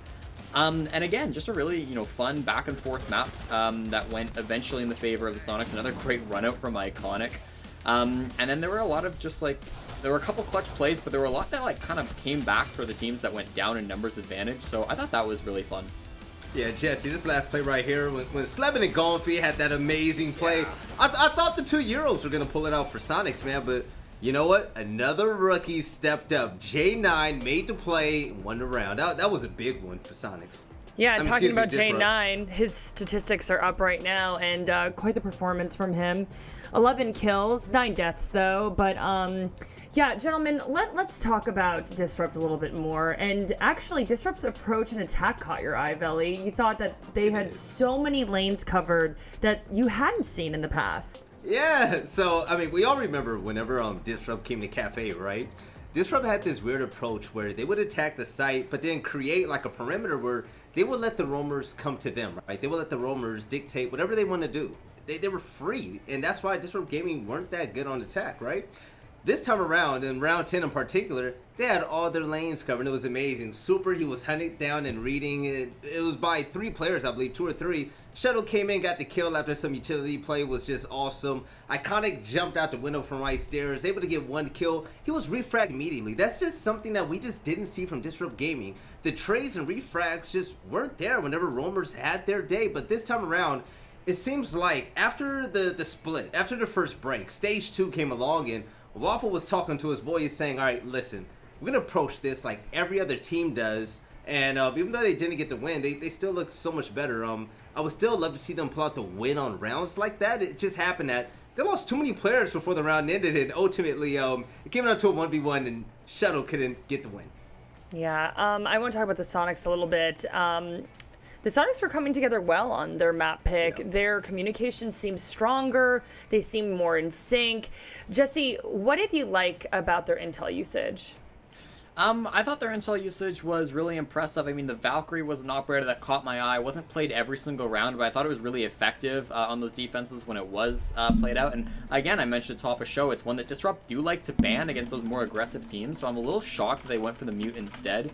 Either way, though, that was the strat they chose to go with, and Sonics definitely did have a lot of fun with that Valkyrie. I thought their first, defense where they were defending on, I believe it was the reading bomb site, and they kept Slevin up above to get that 4K. A lot of his kills came because of the intel game that his dead Valkyrie teammate was able to provide for him. And even that last round, you saw when they went back to Kitchen, they tried it again. What switch did they make? Well, they brought a Valkyrie instead. And the intel they had really did slow down Disrupt Gaming. DG had really slow attacks on the Kitchen all throughout this map, but I really do think that intel definitely helped them out in stopping that plant from going down. So I love the Sonics intel and the communication that goes along with it. That was really nice to see.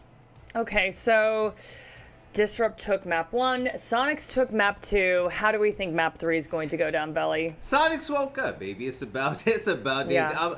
I'm gonna need Super to rally the troops. Slevin and Gonfi, they were lights out last map, especially some of the clutch plays Gonfi had. I'm still going with Sonics. And Jesse, didn't you say the last map is more for them? Yeah, I mean, Villa has been one of Disrupt's better maps. However, Sonics, it is their best map. They have been really good on Villa. So, yeah, I like Sonics for this next map as well. Let's go. All right, gentlemen. Well, let's get right into map 3 here, and I'm going to hand it over to our casters, Blue and Stokes. Take it away, gentlemen. Thank you very much, Jackie. And indeed, folks, it is time for that third and final map here now between Disrupt and the Sonics. It goes to Villa to decide the series, and what an important series it is. Winner moves on potentially to move into the major, of course. Loser, unfortunately, has to play against E United just to stay in the league and live to fight another day, of course. So very, very important stuff on the line, regardless of whether you win or lose this matchup. Arguably, you'd want to be on the winning side, I would say. Isn't that right, Stokes? I will say this: you don't have to worry about relegation if you do lose this match. So EU United's not going to have to worry about that either. It's just that last place spot for Tempo Storm. Okay. Yeah, it's all good. We're all trying to learn this format all at the same time, my friend. Don't worry about it. I literally was just having a conversation earlier, just discussing this match overall and the importance of this match. But this match still is very, very important. And between these two teams, whoever wins goes up to try and play up against EU United to see who will be going. In between these two, it determines who will be going towards the qualifier. In between these two, who will possibly land inside of that, who can make it to the major. This is some very, very important stuff. There's a lot of money on the line here, either way you slice it. We're walking into Villa now, though. Sonics have looked so damn good on this map every single time they've played it. Currently 4-0 on it right now. All right, well, let's see if they're going to be able to potentially push that record forward a little bit more. Ace is going to be knocked out immediately at the beginning of the ban phase. No, not even a second thought on that from the Sonics after seeing how it was played out in the last map. Time to get rid of it. Nomad, in response, is going to be taken out once again. Pretty much the same reasoning as to why it was taken out back in the last map. Super uses it pretty much every time he's given an opportunity to when it isn't banned, and it's very annoying to deal with when you're on defense on this map, just from the utility perspective. Well, following all the same trends here so far with the bans, and I've got a pretty good guess as to what the last one is. Is it Maestro? And it is. There we go. Oh, so, a lot of surprises here. Oh yeah, I was definitely not expecting any of these bans to happen ever. Like the Nomad ban, super surprising, let me tell you. But some really, really nice bans overall for both of these squads. I still like that we're seeing the Maestro bans come in for a lot of teams. It's just so influential over how the defense have to play. It makes the defense open up that playbook even farther than what they had at their disposal before. I mean, having Maestro in play in and of itself is a very, very impactful choice. Along with his bubbles, I mean, the Alda, there's so many different things, but obviously you guys know most of that information. So let's jump on in here. Disrupt going to be dedicating themselves to a Lion super early on for Villa. Attackers need to locate and coming defuse into bombs. the picture here. Going to be played by NJR. Important to note, of course, it's something that we'll also more than likely see the Sonics use. This has often been kind of the go-to operator when Nomad is banned out, just because it can give you that intel if someone's trying to make a play on you. Not so much some of the other anti-roam operators here. He tends to be the one that gets placed in quite a bit as the replacement for Nomad here. Taking a look at the setup from the Sonics, of course, they're going to be here in Aviation and Games. We are going to see that middle reinforcement on the big center panel there. Sometimes that's done a little bit more on the extreme, but they're going to leave it on the middle in order to open up more rotate possibilities. It does look like they're doing the possible half wall as well in sight. And there's going to be more reinforcements placed over here in Trophy and Statue as well in order to give the extended roam a little bit better capability to play that out. Should assist them pretty well. We've seen a lot of defensive squads on this map fall off of Statuary and Trophy quite early on. They've just been mostly doing it just to waste some time and feel out where the offense is going to be coming from. Really good game plan. So we'll see how Disrupt wants to take this, though. As of right now, it's really, really looking like a site-centric take. They don't want to finagle around with this extended roam from the Sonics. Just nip it early on and try and force a plant. J9 already in downstairs inside of lobby. They're worried about the vertical angle upstairs. Really good check here from the drone game for Disrupt, working that intel extremely well. Still have to worry about Jaeger on main stairs, though. That's going to be Sleben. He's holding the cross angle, but Gomfi gets lit up by J9, holding that vertical angle that we were just discussing earlier. So a lot of really early pressure here for Disrupt. Sleben now going to get spotted out on main stairs. Won't force him to relocate just yet as he's playing into a pretty typical spot, so will lose the ADSs. Moment later, however, two of those flashbangs getting chucked in. The third one makes it through, so he'll get flashed out momentarily, and J90 will use one of his breaching charges in order to take out the Banshee sitting on the stairs. So Sleben's got to worry a little bit more about his positioning now that he's lost pretty much all of his utility. First bits of fire start to roll in from the Disrupt roster against him too. The good news is he doesn't have to worry about study just as of yet, but man, flash goes right to his face. Perfect positioning on that one, and that's going to send him reeling back up the stairs. Gomfi takes a little bit of heat too, but J90 has an immediate response thrown at him and is downed. More than likely, he's going to be able to get brought pop back up as we're seeing right now, but oh no, actually, they take out Reed in the process of reviving J9. They might be able to do it again right here too. Slevin's still hunting out the players trying to get J9 back up, but it looks like finally, after losing an additional player and nearly losing a second one, they are able to get J9 back in the fight.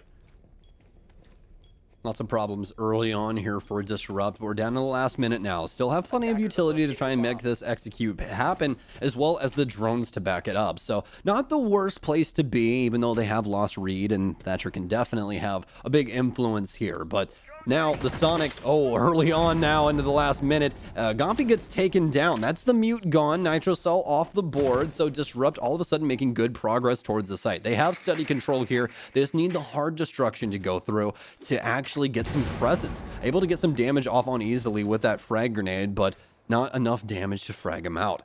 Still have plenty of time here for Disrupt to make some moves, but easily going to thwart those plans immediately. Takes down Retro, still has the Nitro Cell as well as that gets placed. Might be able to get him some kills here as well, as NJR is just on the other side. Seems like they really want to pressure this bar door, but they still have the steady control. Shuttle baited into the Nitro Cell, taken down by Easily, who's still in behind this bar, but it's a crossfire from Super to take down NJR. Easily picks up J9, and the Sonics have their first round. Two players come to mind when it comes to the impact being made there by the Sonics. That's Easily at the end doing some perfect work around the bar area and some really creative use of the Nitro Cell as well to try and delay or just slow down the overall attack, and then still managed to get a kill from it.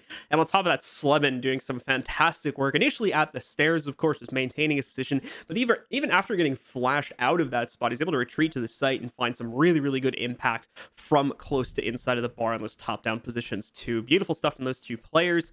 Definitely quintessential to the impact being made by the Sonics, and without their efforts, it would not have been as easily of a one round by them. They're going to start out strong with a 1-0 lead and immediately rotate over to Trophy next.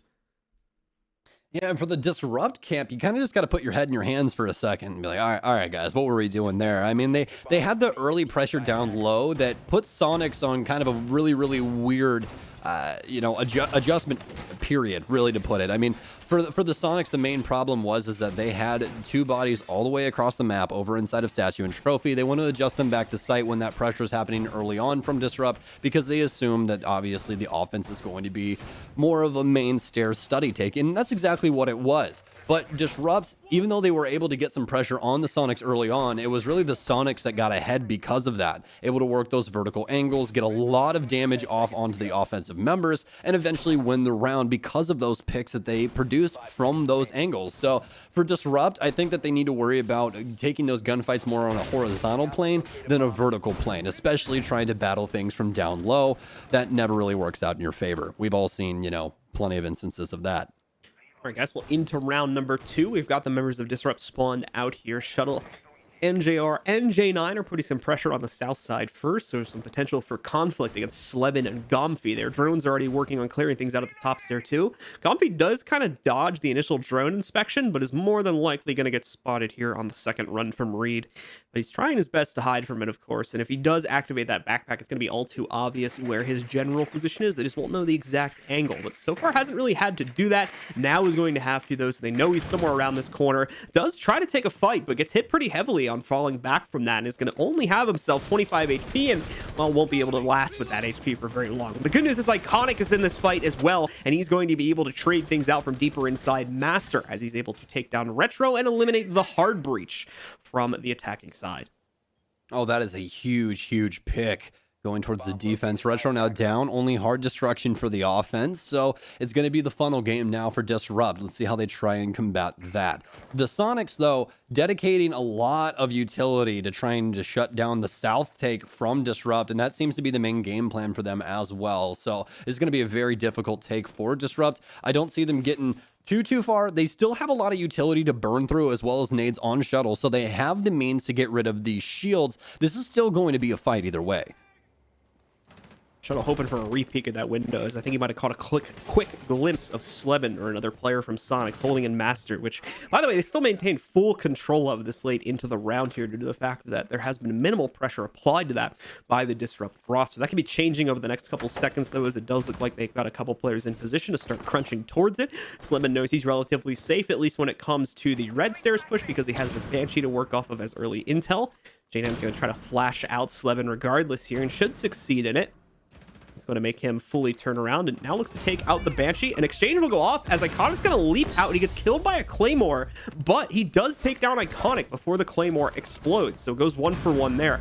J90 gets another one for J90, excuse me, gets another one for Disrupt. They have a lockdown position as to where Super is at. So they know for a fact he's hiding behind this shield. He's going to start to rotate a bit more because he knows he's in trouble. Unfortunately, rotates right into a grenade and he goes down. It's all on Easily. He tries to swing. He's also knocked out by J90, and Disrupt takes solid control over round number 2. I'm honestly very surprised that Disrupt ended up winning that in such a dominating fashion. I mean, there was really no clear that happened or anything along those lines. It was just Soniqs members getting aggressive on angles, got some initial picks, and were able to pressure through Master as well. I mean, really, really nice adaptation from Disrupt to move some bodies over to Master. It was much needed. Try and make it a 2-pronged attack instead of 1. Works out for them in the end. Soniqs just not able to combat anybody off of those angles. I think that really the big changing factor there for them was Iconic getting picked off from that Claymore. Yeah. Granted, he was able to trade out, but keeping Iconic alive has been a huge deal for the Soniqs, especially throughout Cafe. I mean, we saw how many kills that man was able to get. If Iconic's alive, then there's a really good chance that they're able to win that round, but a little pesky Claymore action, and the Soniqs are down a round. Unfortunate for him, like I said, we don't necessarily see Claymores get brought as often anymore, but they're still going to be present on 1 or 2 members of your team in common times, as we just saw right there with Reed being the one to deploy it and save the day for his team in that situation, stopping Iconic from being able to go crazy and probably hop back in to find some more action. So I think you're pretty right on that. Once he goes down, that's the closet opened up. Slevin was outside at that point. He really couldn't hold against players that may have been hopping in through the main Master windows, and that's really when the shutdown begins. That's when the dangerous amount of map control starts to go over in a Disrupt's favor, and they've got really easy crunchability on more than one member of the Soniqs roster at that point. So definitely a point in the round where we could have seen some different results if things had been played out differently. But we'll move on, go into round number 3 here, and see if the Soniqs will have better luck on this site, as now they're defending Kitchen, which, as we mentioned before, still involves that extended roam upstairs. So we're going to see that played by Slevin and probably 1 or 2 other players. How crunchy exactly is the Soniqs? I need to know. Like, on a crunchability scale, how crunchable are we talking?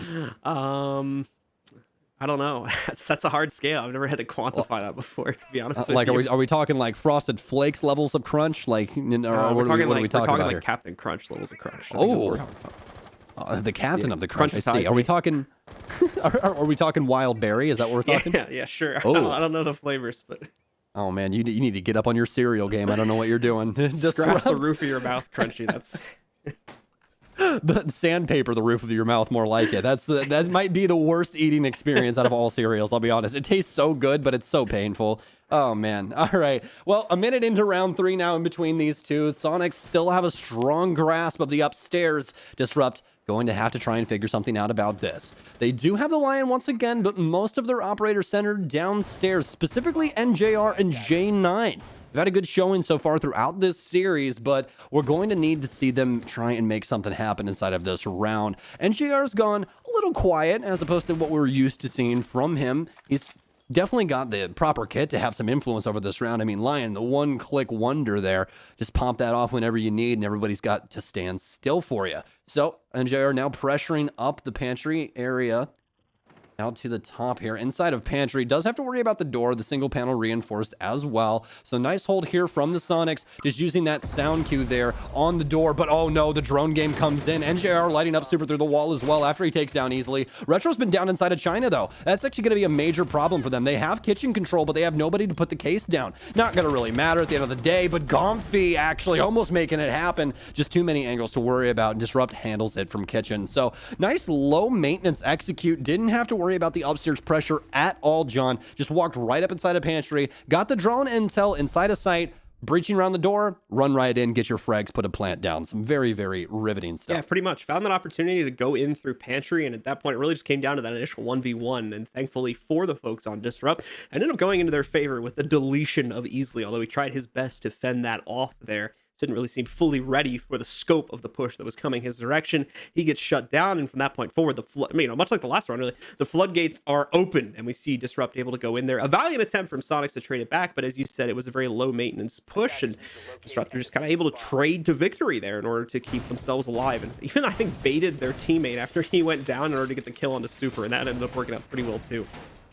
Yeah, poor Retro. I mean, poor Retro. You got to contribute to the W. So. Hey, listen, I have this discussion all the time. It is what it is. You're eventually going to die. It's Rainbow Six. You might as well die for, winning. You might as well die for winning the round instead of die and lose the round. You know what I mean? So if it takes somebody to die, then you might as well get it out of the way. Try and get yourself some, your team some kills and stuff like that. Not every single round is going to be flawless. It's impossible. I mean, have you played this game? I don't know. Like, either swing or be swung or bait or be baited, you know? I think the swing or be swung is more, par for the course than the other one. Well, the last round changed a bit, so we'll just bring that one into people's minds for the future. Either way, we've got Disrupt spawned out yet again. They are going to be going up against the Aviation take this time. Soniqs was able to successfully defend this, if memory serves me correctly, so they're once again going to be looking for a victory here. See if they can push themselves forward and tie us up once again. A 2-2 scoreline. A lot of presence from Disrupt coming in from the from the master side of the map compared to the last round where we saw almost all of the pressure going into the first floor from south side, initially from the side where the site's actually on. So this is a little bit different, a little bit of a change up here from the Disrupt roster, and I'm curious to see if it stays that way. If they're going to continue to put consistent pressure on the side. And I would say that that's a pretty positive yes on that one, considering we've got 3 players in. NJR already moving up to connector and now top red with full control. Okay, well, Disrupt making quite a bit of progress here, all the way up to the top red, as you said. I mean, almost got a kill right there. Yeah, as well as, Disrupt has all of their utility right now. There's a lot of really, really good things going on for them. They can get some pressure over towards the single panel for Vault. There's a lot of different ways that they can handle this now, strictly because they got here so early. I mean, they already have their presence for study. Right now, even though it doesn't look it, the Soniqs are in a really bad spot. I'm going to be honest with you. Like, they have the utility to try and counter out a lot of these plants. I mean, we have 4 nitro cells lined up for the Soniqs. Their main game plan is have Disrupt try and put this plant down and then nitro cell them every single time that they try and go for it. We'll see if it works out. But I mean, again, Disrupt have a lot of map control, and they've already shut off quite a few avenues that the Soniqs would really like to have access to. The deceiving part of this take, right? Oftentimes we've been presented with situations like this. They're not always what they seem based on the way the first 2 maps have played out. And this could very much be one of those rounds. Disrupt very much seem to be in front of the situation right now, but you have those nitro cells to account for. Iconic is downstairs on the red flank, which as far as we're aware of, nobody from Disrupt is aware of the fact that he's down there right now, so he could find some massive impact. You've also got the fact that the top stairs player has yet to have been dealt with, so the one player that's trying to move in from the study balcony is not going to be able to get in there without a fight. There's still quite a few issues being presented to the Disrupt roster, even though they're literally right next to the site and can execute at any moment. There goes an E1D charge. Iconic's actually going to try to make a run out over here, kill the player on repel, succeeds in doing so, doesn't even trigger the full 2-second timer, gets away with that one scot-free. Gomfy's going to be able to deny another one. Diffuser does go down, however, so the timer's now ticking in the opposite direction. Iconic also getting knocked out here, starts to trade things back in the other direction. A swing from Slevin gets him the kill on Retro, and probably the best post-plant position they had up until this point, but there's still more to be dealt with. Easily going to get dropped by J9. Oh, the Lion cannot maintain as we finally see NJR go down, and now it's all on to J9. He's got to move in here quickly to prevent this counter defuse, and he won't be able to do it. Gomfy shuts it down for the Soniqs, and the counter defuse comes in shortly after that as they claim round number 4 and tie us up at 2-2. Really well played on the retake there from the Soniqs. Most notably Iconic with the big play there. They needed that study control desperately. So taking down the sledge on the rappel, really, really big influence over that round there. And Iconic once again having his hand inside of these successful rounds. So we're going right on over to Trophy. Off the back of the Soniqs just really winning out quite a few of these gunfights. There was a lot of really positive things there for them. Disrupt still able to get the diffuser down. Made really good progress towards site. It just came down to that post plant where they just did not have the positions needed in order to lock down that diffuser, especially with Soniqs throwing every single body that they have at you. So some success for the Soniqs, playing the site defense in a bit of an unorthodox way, but works out quite well for them ultimately now that the retake is a success and the members of Disrupt were unable to maintain their positions, especially over towards the study side. Now time to see if the Sonics can once again continue to push that advantage forward here. I think we've mentioned already, it's going to be a trophy and statuary hold. Let's see if the setup's going to be any different from what we had seen previously. A lot of presence came in from Disrupt over towards the aviation side the last time this was attempted, and again, if memory serves me correctly, won by the Disrupt roster, but they ended up shifting it late round and sending more of that pressure in through the Master side. Iconic died to a run out at that point. He was still able to go 1 for 1, but did get taken down by a Claymore, and after that point we saw Disrupt get some Master control, and they're able to quickly pinch. So we're going to see if Sonics will play a little bit more passively with regards to that room and see if they can kind of just weight this one down on the timer a bit more. Yeah, you can already see by their setup that they're mostly dedicated to try and slow down that push from Disrupt from the north again, but we'll see how that goes. I don't necessarily think that they're fully dedicated to this just yet. Sonics have extended their hold over into planes. There's 2 reinforcements as well as some barbed wire here, but doesn't seem like they want to hold on to it for too long. They just want Disrupt to know that their presence is there, so they respect that map control and have to drone it out, take their time, do the regular things so that you know that none of the defenders can possibly kill you early on, because, well, especially in the current meta, in the current economy, whatever you want to call it, it's not the best to get picked off early on the offense. You need a lot of this utility to try and get some stuff done on site. About a minute into the round now, as we've kind of come to expect so far from this series. Not a whole lot of action building up in that first minute. Disrupt have been able to take control on south side once again, and they're going to be able to sweep that up the top red pretty quickly. Not much resistance here from the Sonics camp. After that point, of course, is when they're going to run into the same issues they ran into on their previous attack here. They're going to have to clear out all the utility that's set up on the inside of Statuary, be very aware of the setups and the kill boxes that have been set up on the inside of Trophy to shoot across the way and take out the players that are trying to take Statuary control, along with, of course, just the Astro control, too. And, you know, they've actually extended deep into Master once again, so they are committing to this one. They are trying to stop that presence from being established, and it doesn't necessarily look like Disrupt have the presence outside of Master to take it this time, although that could be changing, because that also kind of changed up late round last time, too, here. Slevin, in the meantime, going to make a big move here, goes all the way down, and potentially going to wrap over towards main stairs and try to start running a flank against these guys, which, again, could have really massive impact if it doesn't get scouted out at any point here by the Disrupt roster. Yeah, this is a really, really smart adjustment here for the Sonics. They haven't sent a rotation just yet or anyone on flank for this offense for Disrupt so far. So now that they're doing it in this time frame, especially with how Disrupt played out the round the last time, like you said, they adjusted people over towards Masters. So Sonics are accounting for that, hoping that Disrupt's not going to keep every single man alive over on this side of the map. So there should be less people worried about this flank now, and the Sonics can possibly do something with this. Utility in for Disrupt, but that's just some preamble stuff. We're not down to the execute just yet. Still plenty of utility for the defense to use to try and slow this down even more than it already has been. Shuttle going to take quite a bit of damage from that nitro cell that we heard go off in the distance. First EE1D, or excuse me, second EE1D out for NJR now, as they're going to be pressuring into Trophy. Still have plenty of utility on the offense as well to get through this, but 2 big kills happen now. Shuttle's been down, NJR taken out, but with only minimal time remaining. Oh no, J9 actually able to take down Sleben. Picks up Shuttle, still has the case at his disposal as well, but it's going to be down to Super to try and win out all of these engagements, and it's just damn near impossible. Getting shot at from every single angle, eventually getting shut down from Concrete. DG pick up yet another offensive round. Super trying to do the hit and run on that last kill right there. Just not able to get away quickly enough. But once again, man, a very surprising outcome on the round there, considering the control that it looked like Sonics had leading up to the eventual conclusion, only to get flipped again by the members of Disrupt. Very good work with regards to their execute. It's not working out with regards to the AVG attacks for some reason, but everywhere else, once again, we're seeing a very, very strong attack foot being put forward here by DG, similarly to map number 1.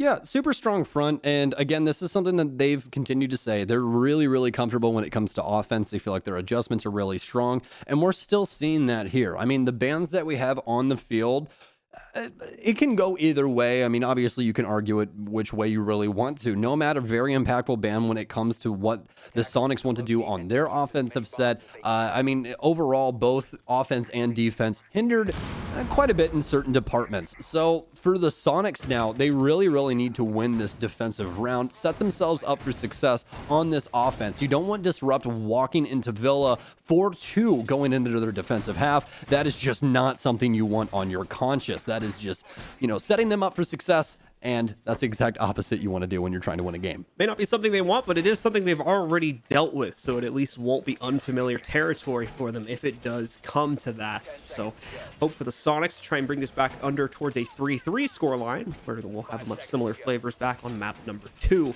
That was the scoreline we ended up with there. If not, Disrupt are going to control the narrative going into the second half, and we'll have quite a bit of freedom, even though it'll only be a 2-round advantage. That's still quite a lot in Siege, especially on a map like this. We've got Disrupt out on the board here. Let's take a look and see what their opening and kind of salvo is going to lead them to get control over. We see Shuttle just kind of taking out some of the barricades and the windows here. No initial control being taken as of yet, though. So we're still probably a good 30-40 seconds away from anybody on Disrupt trying to do that, since they play pretty heavily into their drone game. Yeah, they've done a very good job of keeping with the info game on their offenses. Throughout this entire series, they've looked really, really sharp on offense, and that's just something that you got to commend, because it's very difficult to try and do, especially across an entire series when you're playing maps that you necessarily don't play that much. I mean, right now we're sitting on Villa. This is actually the most played map out of this entire map pool for Disrupt. Oregon 0-0, Cafe 0-2. I mean, like, Disrupt, this map pool did not favor them in any regard, yet we're still here and they're still ahead on Villa. So getting this last round is going to mean a great deal for them going over to that defensive side. So Disrupt so far, some good presence, losing a couple of drones in the process though, as they're trying to get the maximum amount of information before entering the building. So taking a look at the build-up here as we get down to the last half of the round.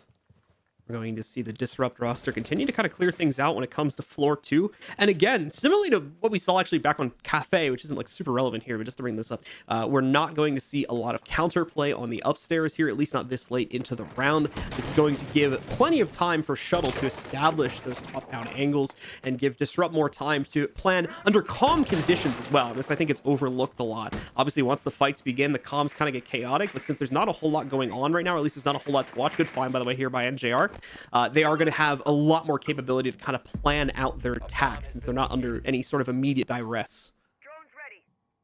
Oh, well, we might have some major engagements here early on, as Easily still existing downstairs, worried about the line of NJR, but NJR has been, caught red-handed. Barrel out, but oh no, does he get the second one? He does. Retro bails in the window for the staircase, gets immediately shut down by Easily. That's 2 huge kills here. Easily really shouldn't even had any hand inside of this. They had presence, or at least info on him early on, tried to use the utility from Lion to get him out of his hidey hole, but he comes back with a vengeance and takes down 2. DG looking really bad coming into these last 20 seconds. They need to get something done here, get some frags or something. That's the way to start it off, though. His Shuttle takes down Super. J9 forcing himself into sight now. They don't have case control, though, but J9 surely has the entire site locked down. They still have to worry about some presence down low, though, as he gets shut down from the hatch. Oh, it's almost doable, but now it's just down to the sledge, and Slebin takes a step inside of China, reads them the rights, knocks him down, and round 6 goes right into his back pocket. The Sonics able to bring it back when they needed it most. Slebin, more than anything, stepping up when he was needed most there at the end of the round, shuts down both of those players pushing in, trying to bargain for some control over the site so they could force a plant. That on top of the absolutely stolen frags from Easily there that happened about a minute prior to that, where he was able to get a double on the pantry stairs after he had already been spotted and flushed out by a drone and EE1D combo. That as well put a massive dent in the overall kind of player economy here for the folks on Disrupt and really prevented their capability to get in there. Beautiful stuff from those 2 members on the Sonics, though, to bring it back and now tie us up at 3-3. Well, now we got a major question here. We're switching sides. Disrupt defense, Sonics offense, obviously. Sonics going to be bringing a lot of the same cards that we saw Disrupt have inside of their hand, most notably the Lion coming into action once again. That's something that we really expected to be being brought by Super, because that Nomad ban came in. Nomad, his more than likely favorite operator on offense. Every single time that thing is up, we always see him play it, but he obviously can still have some major impact here with this Lion pickup. We've already seen that impact to a certain degree back on the last half when Disrupt was using it quite a bit, of course. They too would have also liked to use Nomad, but they're aware of the risks that come with leaving it in the pool, and with Super being allowed to go on that operator is probably his most played op. If I were just to take a random guess there, I wouldn't be too surprised if that was the case. So knock that one out of the pool and get rid of some utility that you don't necessarily want to deal with as well. Makes your roam game a little bit easier to deal with, as we should start to see that present itself a bit more here from the Disrupt roster as well. Now, interestingly, of course, as you guys have more than likely noted by this point, we are not going immediately into Aviation and Games. We are going to go over to Trophy and Statuary. Not a huge differential between those two sites. It really just comes down to individual team play style, and it seems that Disrupt has a better record on that site, so they're going to feel that they're better off defending there. Things are going to start out well for the Sonics, though, as Gomfi is able to strike first here, catching Shuttle and taking him down, eliminating the Goyo. The good news is not a lot of utility being lost from that early kill, as the shields have already been set up in the early round, but still, player down gives Sonics a bit more freedom to take risks here now that they have a player up. Yeah, and Gomfi gets out scot-free as well and transitions downstairs. So nice start here for the Sonics. Plenty of map control at their disposal, so we'll see if they can transition that into some site pressure. They do still have to worry about one member off-site, though, for Disrupt. That'll be Reed, as he's traveling around downstairs, seeing if he can get some very important frags, as they're much needed right now. So plenty of time on the board for the Sonics to work towards site here, as they're just slowly taking their time. I mean, it's mostly focused around Master, but Sonics just spread throughout the map, working on this intel game. This is something that we saw inside of the first map that they weren't doing a very bang-up job of, but this time around, lots of really, really good information on the positioning of these Disrupt members. Retro's still hoping he gets lucky here with a peek over the top of the skylight there. Very, very tough one to get. Very rare one to even see in the first place here, so probably not going to come out with much from that position. But in the meantime, we do see some Sonics control starting to work its way in towards the Master side of the map. Super, in fact, has been able to net his team another kill here as well by taking down Reed, so a lot of early control going over. This is a great drone position, too, that they have. It's not going to get noticed by anybody on Disrupt more than likely here, so they're going to continue to get more and more kills from it. Iconic and Gomfi with 2 more to add on to the counter here, leaves all the defensive efforts on to J9. He's going to be able to swing out, defend his own site for 1 kill here, but quickly trades it out and confirms the round for the Sonics. That's the strongest offensive round I've seen the Sonics have all day. I mean, they checked every single box needed to try and get into sight. Good site presence, great roam clear, able to get the early kills that they needed, as well as have that intel for when the execute actually went off. Partner that with some EE1Ds and some nice gunplay, and you're in for a pretty good time. The Sonics go up for the first time here on Villa after tying things up on their defensive half. Disrupt headed towards AVG this time around. Don't want to head back towards Trophy, and you can't exactly blame them. There wasn't anything inside of the Sonics lineup there that was exactly exploitable. It seemed that it was perfect on almost every single front when it came down to just trying to make things happen. So Disrupt going to be bringing not the usual lineup that we see on this site. Regular dedications of utilities and all those kinds of stuffs and things. So big round here ahead of them, though. Disrupt need to try and bring this back, and their defense so far, at least through that first round, very reserved. We didn't see them get too far out of their comfort zone. They tried to rotate some people late to handle Sonic's advances on the roam, but we saw exactly what happened. Nothing really happening from Reed on that front, so this is just going back to the drawing board for them. Just get something fresh instead of going back to the same issues. We are going to see that same half-wall reinforcement that the folks on Sonics are doing. We started to see more and more teams do over the past couple weeks as well. So that is going to leave the site partially exposed. And just taking a look at the defender utility real quick, we don't have a massive amount of interest. In fact, we only have one. So they're not playing into that same overall strategy that we saw from the Sonics. They were just trying to kind of play back over towards main stairs and inside of the bar site, and then be able to just chuck infinite nitro cells to the inside like you're playing double site on Consulate. Not going to be the same thing here. There is going to be a bit more of an active defense put into the inside of Aviation, but it's a lot of the same notes, especially with that half wall going into Study. That's potentially could work as a double-edged sword here if Disrupt are not careful about it. So a lot of attention needs to be given to that wall. Well, Sonics currently planning on a Study take here, but still have to worry about a lot of presence on the top of main. That's where Disrupt are currently lying, holding on to Study. This is the usual way that we see teams hold this down, but there's going to be some vertical presence from behind them as well. I don't know if Retro's going to be able to get out here as fast as he initially could have, but doesn't really matter as Iconic bullies his way right through Study, walks through the toxic smoke and all. Able to get 2 big frags, and now Disrupt in a really, really problematic situation. Down 2 members and so much time on the board for the Sonics to work. Great coordination there from the Sonics. That's a very risky push due to the fact that it could get shut down very easily, especially with the smoke utility in play there, but doesn't end up happening They're able to shuffle their way through both Retro and NJR there and give, as you were saying, some massive positioning and cause a lot of problems here for Disrupt. They're going to have to try and find some way to swing this back under their control. And in a 3v5, I mean, they can't really afford to take risks here, but at the same time, they kind of have to try to get ahead. We're going to see another player get dropped. That's going to be Reed inside a gun vault. He goes down. Shuttle takes a duel against a player on Repel, a win that. J9 also able to win a fight out over there towards Bookcase, but he gets traded out by Easily after the fact in terms of going back into the site. Slevin is going to be here at Study Door, shuts down the rotate from Shuttle, trying to work his way back over towards top red. And with that, the Sonics control another one. Some very, very strong initiations here from the Sonics, giving them incredibly good positioning to play off of and great executes to follow it up as well. Yeah, absolutely. There was a lot of really, really good things there for the Sonics. I mean, good information game, knowing where these positions are for DG, and then capitalizing on it very early on, simply because DG doesn't think they're going to do so. I mean, you guys saw how baffled Retro looked on the smoke when he stood up over that shield. He's like, "You're not supposed to be here, sir." So there was a lot of things there for Disrupt that they exactly weren't prepared for, and it's not things that you can exactly account for. It's just the Sonics messing with the pacing of the game.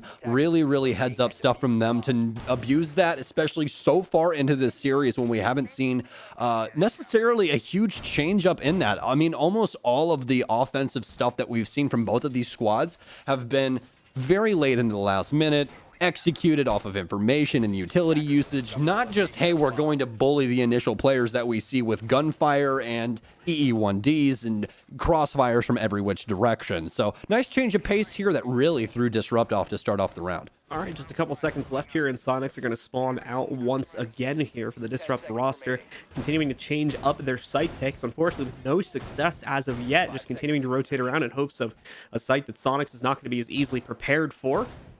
And so far, they've kind of run out of luck on trying to win on that strategy here. The Sonics, in the meantime, so far have a flawless second half on their attacking side, winning both the rounds that have been played out so far.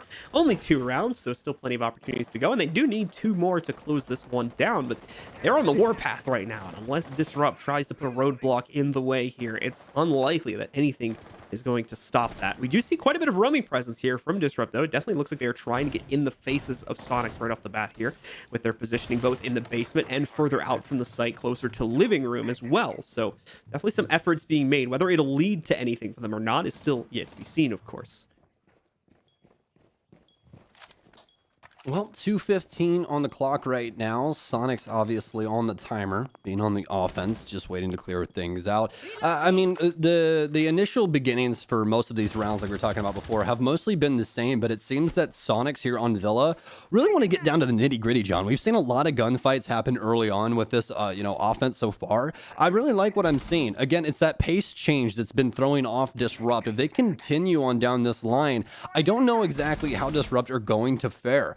These early engagements have really been boding well for the Sonics. They have all of top control right now, but once again, Sonics with an early pickup here as Slevin takes down NJR. Valkyrie off the board, Nitro Cell off the board, and we're only halfway through this round. Sonics once again in that driver's seat. NJR was very much the target who was going to be taken down first, though, so everything's kind of going according to plan right now. Just unfortunate that NJR wasn't able to trade anything out with him, as now, just like the previous rounds, that's just a free opener for the Sonics. It just brings it down to a 5v4, and as I was talking about in previous rounds, just opens up better capability for the Sonics to try and take risks. Iconic is going to eat a massive chunk of damage here as he goes down to right around 1 HP, so I don't know if that was a Nitro Cell getting chucked at him. Looks like it based on Reed's UI, but regardless, he's going to be able to chain it into another kill anyway, even though he missed the one on Iconic.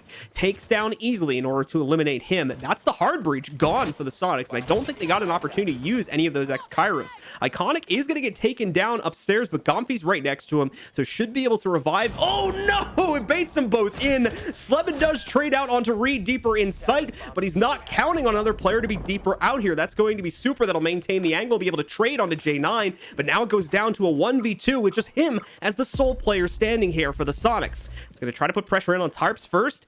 He's got good ideas to where one player is positioned, but I don't know if he has full confirmation on it. Kind of just guessing on the peaks right now, and unfortunately that guess will cost him his life as Shuttle's able to swing with some great timing to take him down and finally net Disrupt their own first round here on the defensive half. What a strong retake there from Disrupt, eventually working all of their presence from living room back into sight and winning so many engagements along the way. Really putting a wrench inside of the Sonics' plans there, eventually getting down to Super, but he really didn't have control of that situation overall. Case is all the way outside. He has people on site that he doesn't exactly know where they are. Granted, he does still have some utility to use, but what's it worth when you have to take 2 gunfights at one time? Disrupt pick up a really, really needed round as they're going to head towards Living Room Library. This is a site that we don't get to see too much of, but we have been seeing a lot more of recently. I really, really like this site. This is one of my favorite sites in the entire game to watch right now, mainly because there's a couple different ways you can handle it. We've seen a lot of teams completely disregard handling the upstairs setup that a lot of the defenses try and run, holding down the aviator game section of the top floor. Most of the time, the offense will take from the north to south, cut off the map at that 90 area or, the long haul area upstairs, and then try and maintain control of trophy and statuary while applying pressure to living room through the 2 soft single panels inside of that area. Other than that, it's just going to be the vertical play up here for Disrupt that's really going to give the Sonics a lot of problems. This is going to be the main area that you're going to see Disrupt work really, really often. So this is going to be, like Stokes is saying there, this is the more standard of the holds right now. This is trying to kind of stack up gun vault with as much utility as possible and keep the player on the inside alive, because the most obvious entry point for the Sonics in this situation is going to be that double soft wall inside of living room, and their current entry points would align with that objective as well. If they're not able to deal with the gun vault player, you can take a direct duel with him when you execute, in through those 2 walls where J90 just walked past right there. It's just obviously not the greatest angle. So your other option is to clear that out, as Stokes was mentioning, but that can take a lot of time and potentially a lot of utility. So it's a bit of a judgment call that needs to be made with how you want to handle that. And it looks like Sonics may be going for the direct confrontation option, as we do have 2 players looking for information around the study side right now. I think this might be a late change up here from the Sonics. I mean, we have a lot of them currently over inside the master/trophy area, but we could see them possibly go for a late entry here into study to try and shut down Shuttle and the rest of these Disrupt members upstairs. Could be a really good game plan, but we'll see what the Sonics think about it. Again, you can always change things up on the fly whenever needed. So Sonics, for right now, mostly spread throughout the map, just trying to get this initial information on how they want to handle this. EE1D's out now, and this might be what all she wrote for this upstairs hold. We are going to have the initial pick here from Iconic as he works his way into bar, but he still has 1 inside of Gun Vault to worry about.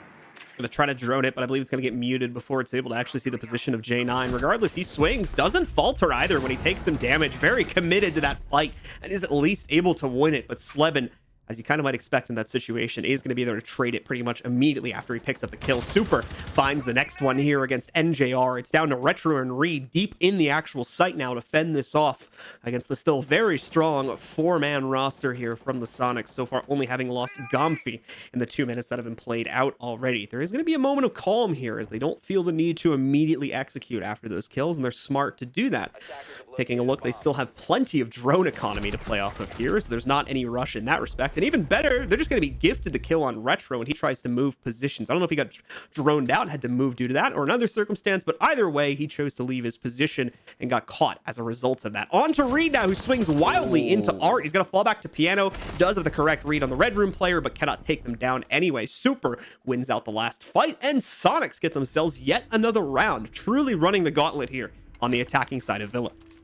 Reed's going to want that one back at the very, very last bit of that round. But besides that, super strong showing there from the Sonics. Just bullface running into the upstairs area and taking control. That's something that we haven't seen a lot of teams try and do on that site, John. I really like it because it limits the man count for Disrupt if it goes well, and the Sonics went about it in a really, really good fashion. They got the initial information that they were needed. They backed it up with those EE1Ds, as well as pressured the upstairs area from multiple angles, and that's what you need. You need those crossfires so that when Disrupt eventually messes up or somebody steps too deep into a line of sight, they're dead from that separate angle. So really, really nicely done by the Sonics to handle that top floor, setup from Disrupt.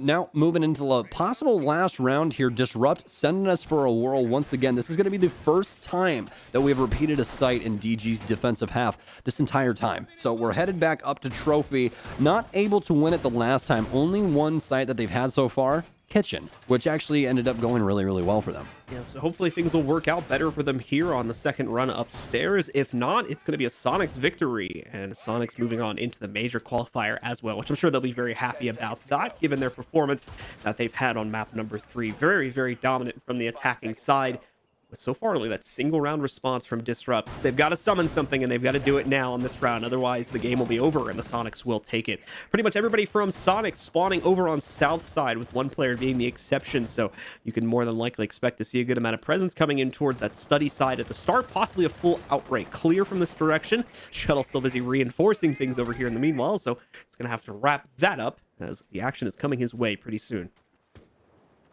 What a consistent scoreboard right now for the Sonics. Slebin on the top of the pile, 12-4 and 5. His best showing that I've seen this entire stage. This scoreboard's like really weird when you look at the last map, right?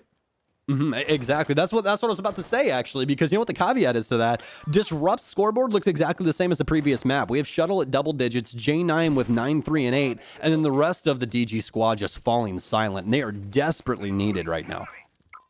First EE1D going to be thrown out here. Shouldn't catch anybody on the Disrupt roster, but that will. Shuttle is going to be stunned out here, and it's more than once that it rolls in as well. They do have something that draws them back over towards main stairs. That actually gives Shuttle a moment to recover here, although ultimately it's not going to be enough to win out the second gunfight. 1-for-1 exchange. I did see the silhouette of the player downstairs, so it looks like that may have been what potentially pulled them away from the initial push over towards main stairs, was either Retro or Reed. I didn't catch the silhouette there, but looks like it was Reed based on his current position falling back there that drew them away from the main stairs and initially pulled them away from that fight that they were trying to commit to the inside of bar. Either way, it serves to equalize things out into a 1v or into a 4 versus 4, as now both teams will still sit at the same man count. Are you clairvoyant, or are we about to have a 1vx here in just a second? More than likely, though, because both of these teams have really opted to take these gunfights and run with them. The Sonics playing patiently this time around after we saw them try and change up the speed in which they were attacking things. Still have plenty of utility to deal with a lot of stuff that Disrupt's throwing at them upstairs. Most notably the Banshees, which Slebin will be gearing right up with his impacts, but not before he gets taken down by a cheeky little angle from J9, steps on top of the box, rips his head off. So now the Sonics actually not looking too hot. Down 2 men right now. 3 versus 4 walking into this last minute. Some of the reinforcements being dealt with on the inside of Master Bathroom here. NJ are very much ready for the challenge, though, if there's going to be a swing from a member of the Sonics. Doesn't look like it's going to happen from the silhouettes, though. A lot of focus still going on to the statue wall. And it's not just the hard breach that's focusing on that either. Iconic does have an angle to the inside of Master Bath, so if anybody from Disrupt tries to swing Bathroom, they can punish that, but a bit of a different story on the other side. They are getting the plan out, though, and it doesn't seem to be much of an interruption here. Super as well just has free vision in from Connector, so he's going to be able to pick up J9, trading out the kill from earlier. He will fall on the rotate from Reed. Retro starts to battle back in as well. It's all now on to Iconic here, who doesn't really have positioning on the diffuser. He's going to try to hop in late, but he gets denied by NJR. And with that, that'll be a nice solid retake from Disrupt to put them back into this map now. Only one more round away from tying us up and taking us to OT. Oh man, what a round there for Disrupt. It was not the best showing there for the Sonics. I mean, it was really just up to Sonics losing those gunfights. Honestly, that round was really winnable up until they lost Super at the top of Red. Yeah. He was really the last hope for the Sonics to try and win that round. After those big picks happened, they were able to get that diffuser down, and Super maintaining the top Red control was paramount to the success of that round. But after he gets picked up, there's really only one man that can try and stop everybody, as Iconic's all the way over inside of Bathroom. They clean him up, and then it's all down to Iconic, who has to try and make a mad dash for the diffuser, but he gets cut off on timing as Malusi rotates into Bathroom. So just not the greatest showing off rip there for the Sonics, as Disrupt able to fight back inside of these gunfights. All right, well, Disrupt has survived, and better news yet for the folks watching in the Disrupt camp right now. Well, they get to go back to the only other site that they won so far in this half, so things are looking good there as well to potentially trigger an OT and really test the limits of both of these teams in order to decide this series and that major qualifier position, as we were talking about earlier. For the Sonics, of course, some issues getting control over this site, although they tried their best to make it happen. Now going to have to rerun that. Hope things go a little bit better on the second attempt. Yeah, I mean, the thing for the Sonics on that last clear that we ended up seeing from them is that they had a really strong clear when it came to, oh, actually, apologies. I thought for 2 seconds that we were back upstairs for just a split second watching everybody reinforce. I was taking some notes down, so apologies for that. So actually, we're down onto Kitchen. Disrupt, lineup-wise, looking quite solid. This is what we usually see on this site. I mean, Reed's still going to be bringing the pulse. This is something that neither of these teams have really been utilizing heavily today. Pulse kind of being a favorite for a couple of these squads inside of the NAL, but just kind of growing dormant as of this series in between these two. We've only seen him about 2 to 3 times, but on this site specifically, he's very, very potent. He can get a lot of intel. His Nitro Cell can get you those early picks that are really needed, and Disrupt are bringing a hell of a payload with 4 of those tagged along for the ride. Got the entire Sonics roster pushing in from that south side, or at least a large majority of them. Easily, of course, is the big exception over here on northeast side, right outside of Master. Hanging out probably right up on the 3rd floor, waiting for his teammates to come in a bit more to this clear so that he'll have relative safety to try and group up with them or start to pinch out the roaming presence that is upstairs. And you can see from our silhouettes that there's quite a bit of that roaming presence, at least 2 players still hiding out in trophy statuary area, with 1 more player also extended out to defend against things like a mudroom push. Retro is going to try to go for the Nitro Cell toss. It's just pre-placed for now in the event that players end up swinging in towards that direction, so be able to call for that a little bit later on if the opportunity presents itself, especially with the pulse play coming into the picture here, so definitely hold your breath for that one. Iconic and Gompy, though, going to start this round off with a bang, quite literally, as a grenade kills NJR. Gompy with a headshot on the J9O. That's the entire upstairs hold dead in a matter of a half second. That's going to be a major problem for Disrupt, as this is going to be a lot of vertical work for the Sonics, taking away a lot of comfortable positions that Disrupt really, really want when it comes down to execute time, but they might be able to get these Nitro Cells to come through and bag some really, really important kills. But 1 already off the board and only 1 remain for the rest of this Disrupt roster. 3v5 with plenty of time on the board for the Sonics to work these angles and continue in that info game. Very nice top clear for them, supported by a lot of really good intel, and that Lion utility, once again, it seems that almost every single one of these times Super has found some way to have that make an impact. Nice kill here as Retro gets taken down. Reed taking a little bit of damage here, and this is going to be a major, major problem. Disrupt down into the 2 versus 5, and this is their hopes for trying to get into the qualifier. They try to adjust up red stairs, but Shuttle gets taken down. Reed to follow. Sonics with a flawless round to close it out here on Villa, as they'll be playing inside of the North American qualifier. A little bit too aggressive there at the end. The remaining 2 players running around trying to look for any opportunity to try and start trading that round back, but it just never presented itself. 1 player even running straight into a setup angle there. Some beautiful work by the Sonics. A very, very convincing second half here on Villa. Their attack looked incredibly strong. Should be very proud of themselves for their performance on that one. Slevin as well, having himself quite a game. He ended up with 14 frags at the end of that one, and only 6 deaths. Beautiful stuff. The rest of the team pretty even, with anywhere between 7 and 9 frags too. So some great effort being put up by the entire roster, especially in that second half. Yeah, one of the most consistent maps I've seen the Sonics have in a very, very long time. Excited to see what the analyst desk has for us on this breakdown, but overall, great showing by the Sonics to get past Disrupt. But Disrupt had a really, really good fight up against the Sonics. Just at the end of the day, the playmakers on the Sonics, too much for Disrupt. Yeah, a little bit too much. Still very close, though, and very well fought by Disrupt. That's going to do it for myself and Stokes. We'll be back on Wednesday, of course, with more casting. But for the time being, it's time to send us back over to the analysis desk and break things down and have a few words with our winners as well. Take it away, Jackie. Thank you so much, Blue and Stokes, for your wonderful casting as always. We are wishing you both a lovely evening. But the top spot of Group B goes to the Sonics, placing 5th overall in the U.S. division, securing a spot in the NA qualifier. They'll play the winner of E United and Disrupt Wednesday. But let's talk about this matchup and take a look at the replays for Map 3 Villa. Gentlemen, man, this was a fight through and through. All of these maps just, whew. No, you're right. And I love the fact that this entire ending of the round was like a replay. Iconic running out, catch the guy repel, coming back in. You got Slevin, stanky legging across that doorway, getting a kill as well, easily on the roam. I mean, there was just so many things that Sonics did well. It was really refreshing to see Jesse and Jackie, and especially the fact that Slevin, Sleeping Beauty, finally woke up. and when Slevin is awake and Slevin is ready to win, I mean, that 14 kill performance, I believe he ended the day 14 and 6. Slevin's a real deal. To me, he's the standout on the team.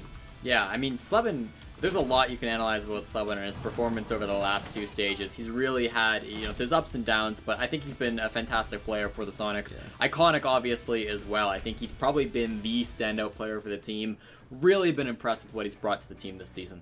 Was that an Evil Geniuses jersey Super's wearing? I wonder whose jersey. He was in Obey the other day when they played. Yeah, he's been rocking a couple different ones. Oh boy. Well, let's bring it back to this matchup here, and it was certainly a battle, as we were saying. All the maps very close. Both of these teams were just fighting so hard. So, Veli, why do you think that the Sonics were able to edge out Disrupt in the very end? So it's something that Sonics were doing by bringing in Lion with Super. Now, it's nothing new. You know, we see teams bring Lion out. It's not new at all, right? But it's what they do with Lion that's really impressive to me. Excuse me, I can't talk, man. When Super plays with Lion, he plays it extremely safe, and usually you have a drone in front of one of your entry fraggers, and sometimes your entry fraggers are together. For instance, one of the last few rounds, we saw Shuttle hiding in bar. Super popped the EE1D, and if forced Shuttle to stay still, and if he decided to move to combat the pressure that was coming his way, he's going to get pinged out immediately, and there's not much you can do when you're getting pinged if you move. And also, you have Sophia and Ash, aka Slippin' and Gonfi, all in your face. If Shuttle manages to get a kill, which he does, the refrag is almost always guaranteed. That type of gameplay from Sonics is what's going to secure him wins in the future. I really hope that they capitalize on that a lot more. All right, and in the past, the Sonics, they were losing drones, and their drone economy wasn't the strongest facet of their game. But Jesse, you think that they actually really improved in this area, and that's why they secured this win? Yeah, I mean, not every single round. That second last round, the trophy attack, I believe they lost 7 drones in 50 seconds or something. But the majority of these attacking rounds on Villa, you know, their drone economy looked a lot better than what we've seen from them in Stage 1 and those early games in Stage 2. So that was really impressive to me. They kept those drones not only just alive or sitting in pockets, but they actually got them into really advantageous positions. There were some cheeky little spots they got them hidden inside of the trophy statuary bomb site all around the map. They managed to have that intel, and I think that was really apparent to the success we saw in their attacks, and I think it's a big reason why Sonic's attacks are looking so good in these last couple of games. Their defenses, you could argue, have taken a bit of a hit. I'm still a little bit worried about their coordination on some of these defensive rounds, but as far as attacks go, I really have been impressed with the improvement we've seen from the Sonics, and it looks like things are really looking up for them in that aspect. About time. Yeah. Okay, and gentlemen, I believe that we are working to get that interview, so we are not quite there yet. Sorry, I apologize. Well, but yeah. If that's the case, if we have to fill for one more second, there's another portion of what I was saying that I didn't get to because I was rushing for the interview. But also one of the most dangerous things the Sonics do is the fact that Super, he doesn't waste all of his EE1Ds early, right? Like, he would have at least 2 more within the final 30 seconds. And what he does is he'll pop 1 for the entry. And when he pops that second one, you usually see, and this is why the makeup of this team is so important, you have players that can all run and gun. They go flying in a sight, and instantly they know where people are because pings are popping up everywhere. When utility is flying and players are coming in to kill you, you're not going to stay still, you're going to move, right? So Slip and Golfy, Iconic Easily, they have a field day. And that was what I was missing. I didn't want to leave that out. It's really special what they do. All right, so let's talk about what we think the next steps are going to be for the Sonics. What do you think they're going to be focusing on? I mean, obviously, United versus Disrupt, that matchup's going to be very important. They're going to be playing the winner of that. Jesse, what are you thinking for there? Well, obviously, they're going to be watching on that matchup. I think, Joe Bro and the rest of the team certainly have some more work to do to turn this team into the powerhouse that it can be. And a lot of what we saw in Stage 1, sort of bringing that back up. But things are looking up for the Sonics, which is good because we definitely weren't saying that a couple of weeks ago. And if they can continue to identify these problems, continue to work on this communication, making sure that the whole team sort of knows what's going on and making sure that on both attack and defense, they've got sort of everything settled in, they're going to be looking pretty good going into this qualifier. There's a bit of a break before they have to play at the NA qualifier. So they've got time to work on some more things, and I think that's going to be really important for them. They're going to know all of their opponents by Wednesday, so they're going to have exactly the teams they want to prep for. We'll really get to see when this qualifier comes around, which team's done their homework the best and who actually shows up on game day, of course. Yeah, and I do want to focus on that game a little bit, United versus Disrupt, because 7th place, you get nothing. I mean, obviously it's not relegation, but I mean, that's pretty discouraging, Veli, I would say. I mean, they're going to be going all out. They're going to be going all out. I think this is going to be a really difficult game for United, right? Only for the fact that now we talked about this as a new looking United. This is now a new look Disrupt Gaming. Sorry, I couldn't get the word out. But it's the fact that, they're playing a lot more structured now. Some of the things, like I said before, the way they're going against roamers, getting roamers out the way. Shuttle's newfound aggression, and, he has a hot shot now. That's something you love to see. Reed has picked it up. Everything about this team it speaks, growth to me. So if both of these teams, from what we've seen so far, can just show the culmination of all that progress and skill next play day, we're going to have one of the best games yet, because both of these teams are going to be fighting for something they really didn't have an opportunity to have stage 1. Yeah, super looking forward to that. But I said super, and you know what? That's fitting, because guess who we have on deck? Super! Congrats on this victory, getting the top spot in Group B, advancing to the qualifier. This was a dogfight, sir. How does it feel coming out on top? Obviously it feels good. There was a lot of close rounds that could have gone either way, and we didn't start out especially hot on Oregon. But, you know, we kind of regrouped a little after that first map, and obviously we had a couple of big clutches. Easily had a really big clutch for us on Cafe. So, you know, we're happy to take the win. I don't think that we're playing necessarily as at the level we were previously, but now that we've won this, we have a good few weeks to kind of work on it and figure out some of the issues we might be having. So talk to me about the specific issues that you guys want to be working on. Where do you want to make improvements? I mean, to be honest, today was, outside of the first map, was pretty solid from us. I know one area of focus for us has been our opening deaths on defense. We're pretty efficient on attack, especially getting openings, but on defense, we give up a lot of opening kills, and obviously coming from behind on defense is not always easy, especially like Disrupt is a pretty slow team. We were losing, on Cafe in Oregon, we lost a few rounds where it was like a 5v5 with like 20 seconds left. So little stuff like that, it's like positioning. Because I mean, I know everybody on this team has really good gun skill and things like that to, you know, win those fights. It's just more so determining the right time and the right way to take them, like with your teammates. So it's not, you know, just one person dead, no trades, that kind of thing. So it's like communication, trades, just making sure that we're all on the same page. Finding the little stuff. That sounds good. So who do you think is going to come out of the E United versus Disrupt matchup? Who would you want to play out of those two teams?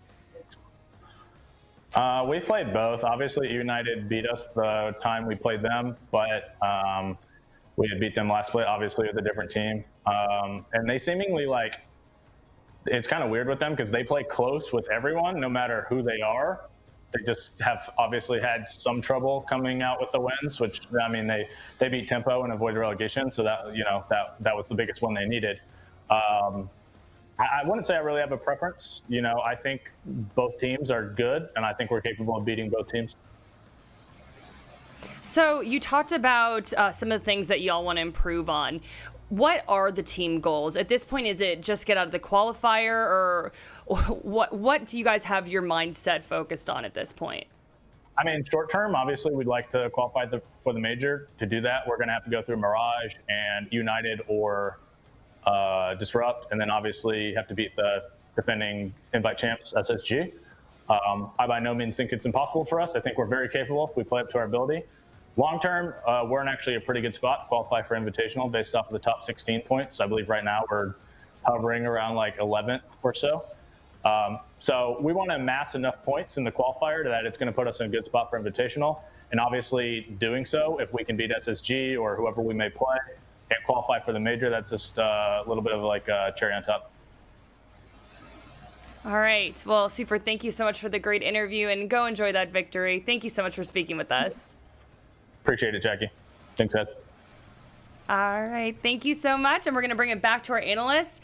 And you know what? That was a really interesting Super to see. I mean, he was very humble, and he was like very focused on their goals. So I just think that we're reaching the point where it's game time. You know what I mean? Like, it's all the shenanigans, they're behind us. It's like people are like, we need to get things done at this point, you know, Veli? And you could hear the seriousness in his tone that entire time. You know, it's different. Usually Super would be the team and you'd be like, yeah, that was easy. Or, you know, Veli, you said we wasn't top 4. We're going to come for that. You know, something super confident. This Super this is game time Super. Yes. This is Super I like. Now, can Soniqs, you know, pull up in the future? We'll see. But I liked what I saw today. I love what I saw today. Jesse, what did you think about the improvements that he thought that they needed to make? I mean, we were talking earlier, they're very strong in attack, and he's like, we need to address our defense. Yeah, no, and I mean, I agree with what he was saying, right? Those opening picks on defenses, it's clear that they know, what they have to work on, and I think that as a team, they're pretty proficient in identifying those things. I like that he mentioned the fact that he does have some time now to work on those things, right? Because that's the big thing, is that there's going to be this gap where they can improve. It's not like months-long gap, but they will at least have some time, so how that improvement looks is going to be really important. And when we get to that qualifier, we'll get to see the results of it. But really, we're going to be kind of in the dark as that goes on, and we won't really get to know how it's going until it finally matters. Okay. Well, gentlemen, let's talk about the Corsair play of the day. And I'm trying to think of what it could possibly be. What are y'all thinking? There was a lot of good stuff today. Yeah. Low-key, the funniest one has to be when Laxing, bust out the window and got a kill. And Skies is just, prone. I don't even know what happened there. All of us were just, befuddled. But that's probably not Corsair play of the day worthy. What was the round where Eclipse went off, but someone... he had a really good one. Someone, outstaged him in the same round to win the round. Who was that? Jesse, you know what I'm talking about, man. That's slipping my mind. I'm still thinking of the 3 different 4Ks we saw in Cafe in the last matchup, though. It's gotta be one of those. Oh, the Fox they win, where you got the 2K with no time left.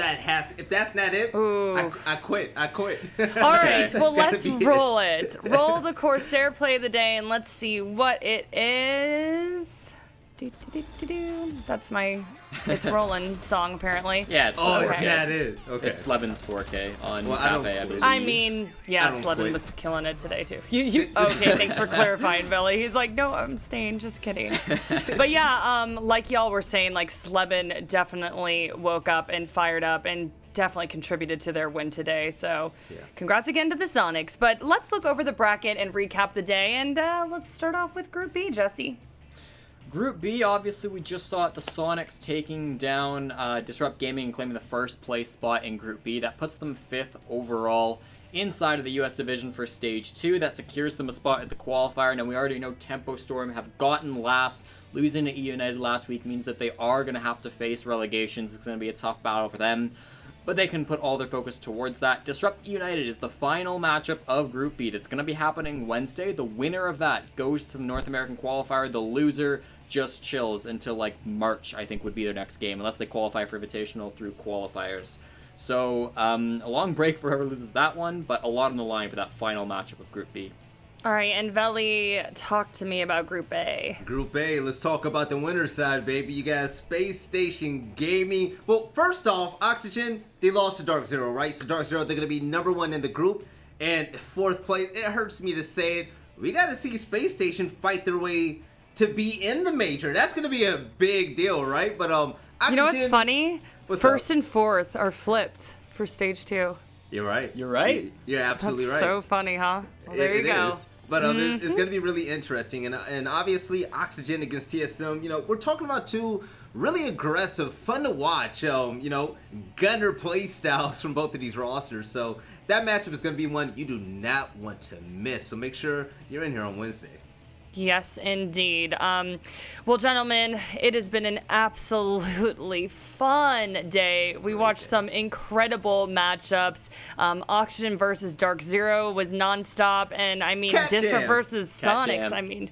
Cat Jam indeed. But again, just reiterating all of this, Wednesday TSM versus OXG to determine 2nd and 3rd place. That's going to be huge. Then E United versus Disrupt to determine 6th and 7th place. Again, 7th place gets nothing. I'm low-key maybe a little bit more excited about that matchup. But they're all going to be good. So please make sure you join us Wednesday, 3 p.m. Pacific Standard Time. And that's a wrap, everybody. I want to say thank you to Veli and Jesse and Bonnie. Oh, Bonnie's like, can we go to bed now, please? Yeah, Jesse. I know, right? I want to be hugged. But big thank you to our casters as well. Kix and Taro, Blue and Stokes. A big thank you to our crew behind the scenes. Y'all are awesome. And obviously, a big thank you, so much love to all of you for watching. We will see you on Wednesday. Mark your calendars and make sure you follow Veli because apparently he does giveaways now, so you don't want to miss out on that either.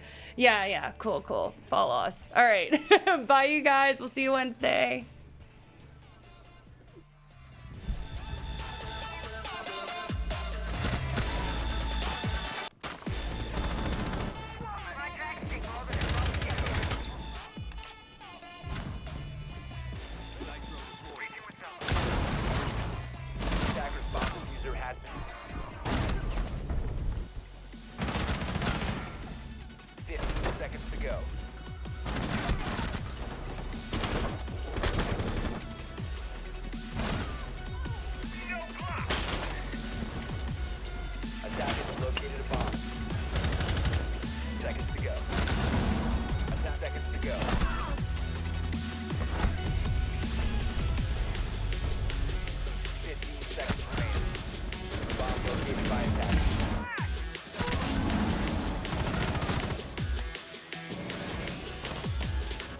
Just drop the bomb.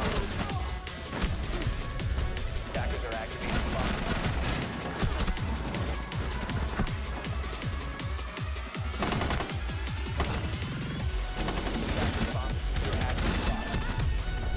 Located a bomb. 10 seconds.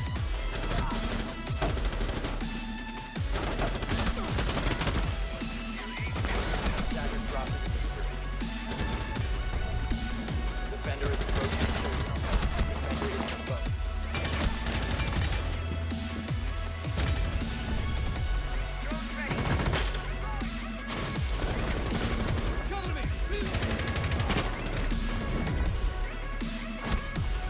Bomb